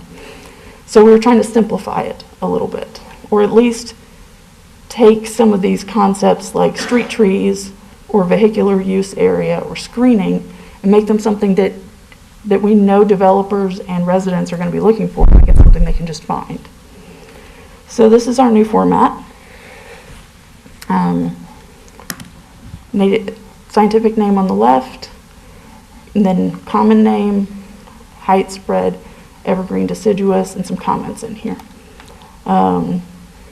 In this particular situation, I've used the parking lot shade tree list, and it's just intended to provide trees that adapt well to parking lot conditions and meet the requirements of the UDO. And it gives that section. Native species are at the top because we want to encourage native species. They do better here, they're better for the wildlife, and they honestly need a lot less care. So we end up wasting less energy and fertilizers, etc. on them. And because people are naturally lazy, if you're just looking for a list that'll give you 5, they'll look for the top 5 typically. There's been a whole bunch of studies done that demonstrate this. So it's one of the simplest fixes you can do if you're trying to encourage native species, is just stick them up at the top. And then we have what we call introduced adaptive species. And these are basically non-native plants that are not at this point known to be invasive, that don't demonstrate those characteristics. Some of them might be a little aggressive, but an aggressive plant is different from an invasive plant. And then we actually ran this by the Environmental Advisory Board, Tree Cap, and the Bee City Committee. And in response to that, we added a couple of labels on here. So like pollinator friendly, and then bird and pollinator friendly. where we've got a tree that's susceptible to a particular disease, but it's still a good tree to use as long as it's not in huge masses. We put that in there as well. And, you know, as we find more information on this, we'll update that ongoing. So, planning staff recommends changes. If you guys, or recommends approval of changes. If you guys have any questions, I'd be happy to answer them for you. Yeah, for putting this together in your spare time, it's a great list, and I'm sure the development community appreciates it because it is relatively simple. And thank you. Good job. We're planning on setting it up on the website similar to the way the engineer details are, so you can download the whole document or you can click for each individual one and download them that way.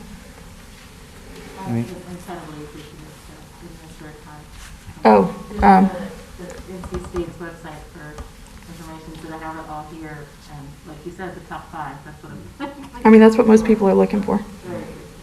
Awesome.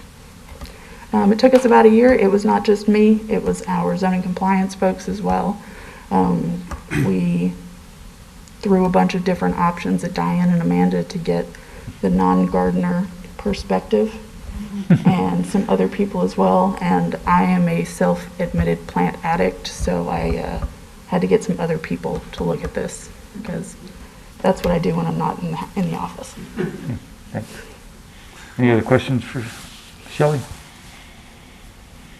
If not, I think we just need a motion and a second. I'll recommend a motion to recommend adoption of the changes. To the design and development manual. Okay. I have a motion. Do I have a second? A second. Second from Keith. Any other comments? Seeing none, all those in favor say aye. Aye. Opposed? None. All right. The amendments, the new design and development manual passed unanimously. The last item, Amanda, hop along. Yes. Once again. Another UDO amendment. Yes, once again. So there are 2 amendments proposed for you tonight.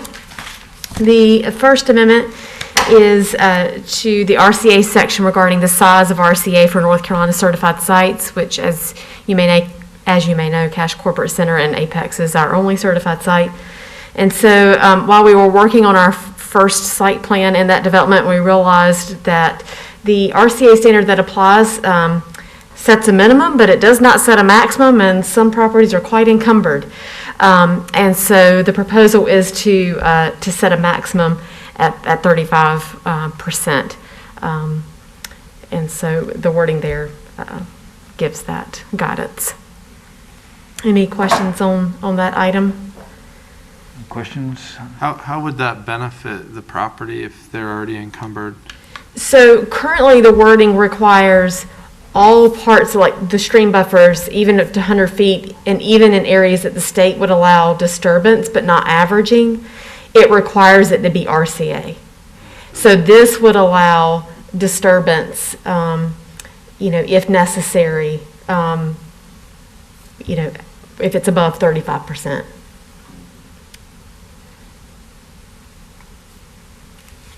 Okay. Any other questions on that one? Just certified. This is, yes, this standard just applies to North Carolina certified sites. Mm-hmm. Okay. And the final amendment is to the watershed protection overlay districts, the standards for modifications by variance. So the purpose is to allow a variance request regardless of when the property was purchased. And the current standard requires that the Board of Adjustment find that the property owner did not purchase the property after the effective date of 6.1, which was when the UDO was adopted in 2000. So you have situations where subdivisions were developed before the 50 or 100 foot riparian buffers were put in place, and so development was allowed to occur. And now we have these buffers that may not show up on plats because the plats are 25 years old or however. and property owners are wanting to do things. Well, this does not give newer property owners the ability to request an encroachment, whereas people who've never sold their property could request a variance. And so the intent is that everybody's on even ground, and it's up to the Board of Adjustment to find that the requested variance is the minimal needed, just they're the typical standards for, you know, what the Board of Adjustment would follow.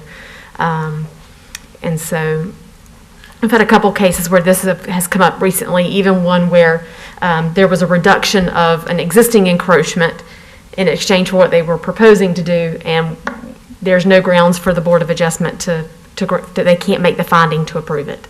So that's the purpose of the amendment. And staff is recommending approval of both of these.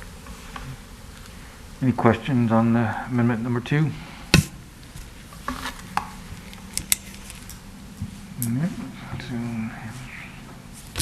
I'll make Motion. a motion to approve item number 2, amendments to the UDO. Okay, got a second from Tina. Any other discussion? All those in favor say aye. Aye. Opposed? Nobody. Passes unanimously. Thank you, Amanda. Well, that was close to a record. I think I need a motion to go home. Motion. Have it from Keith. Need a second?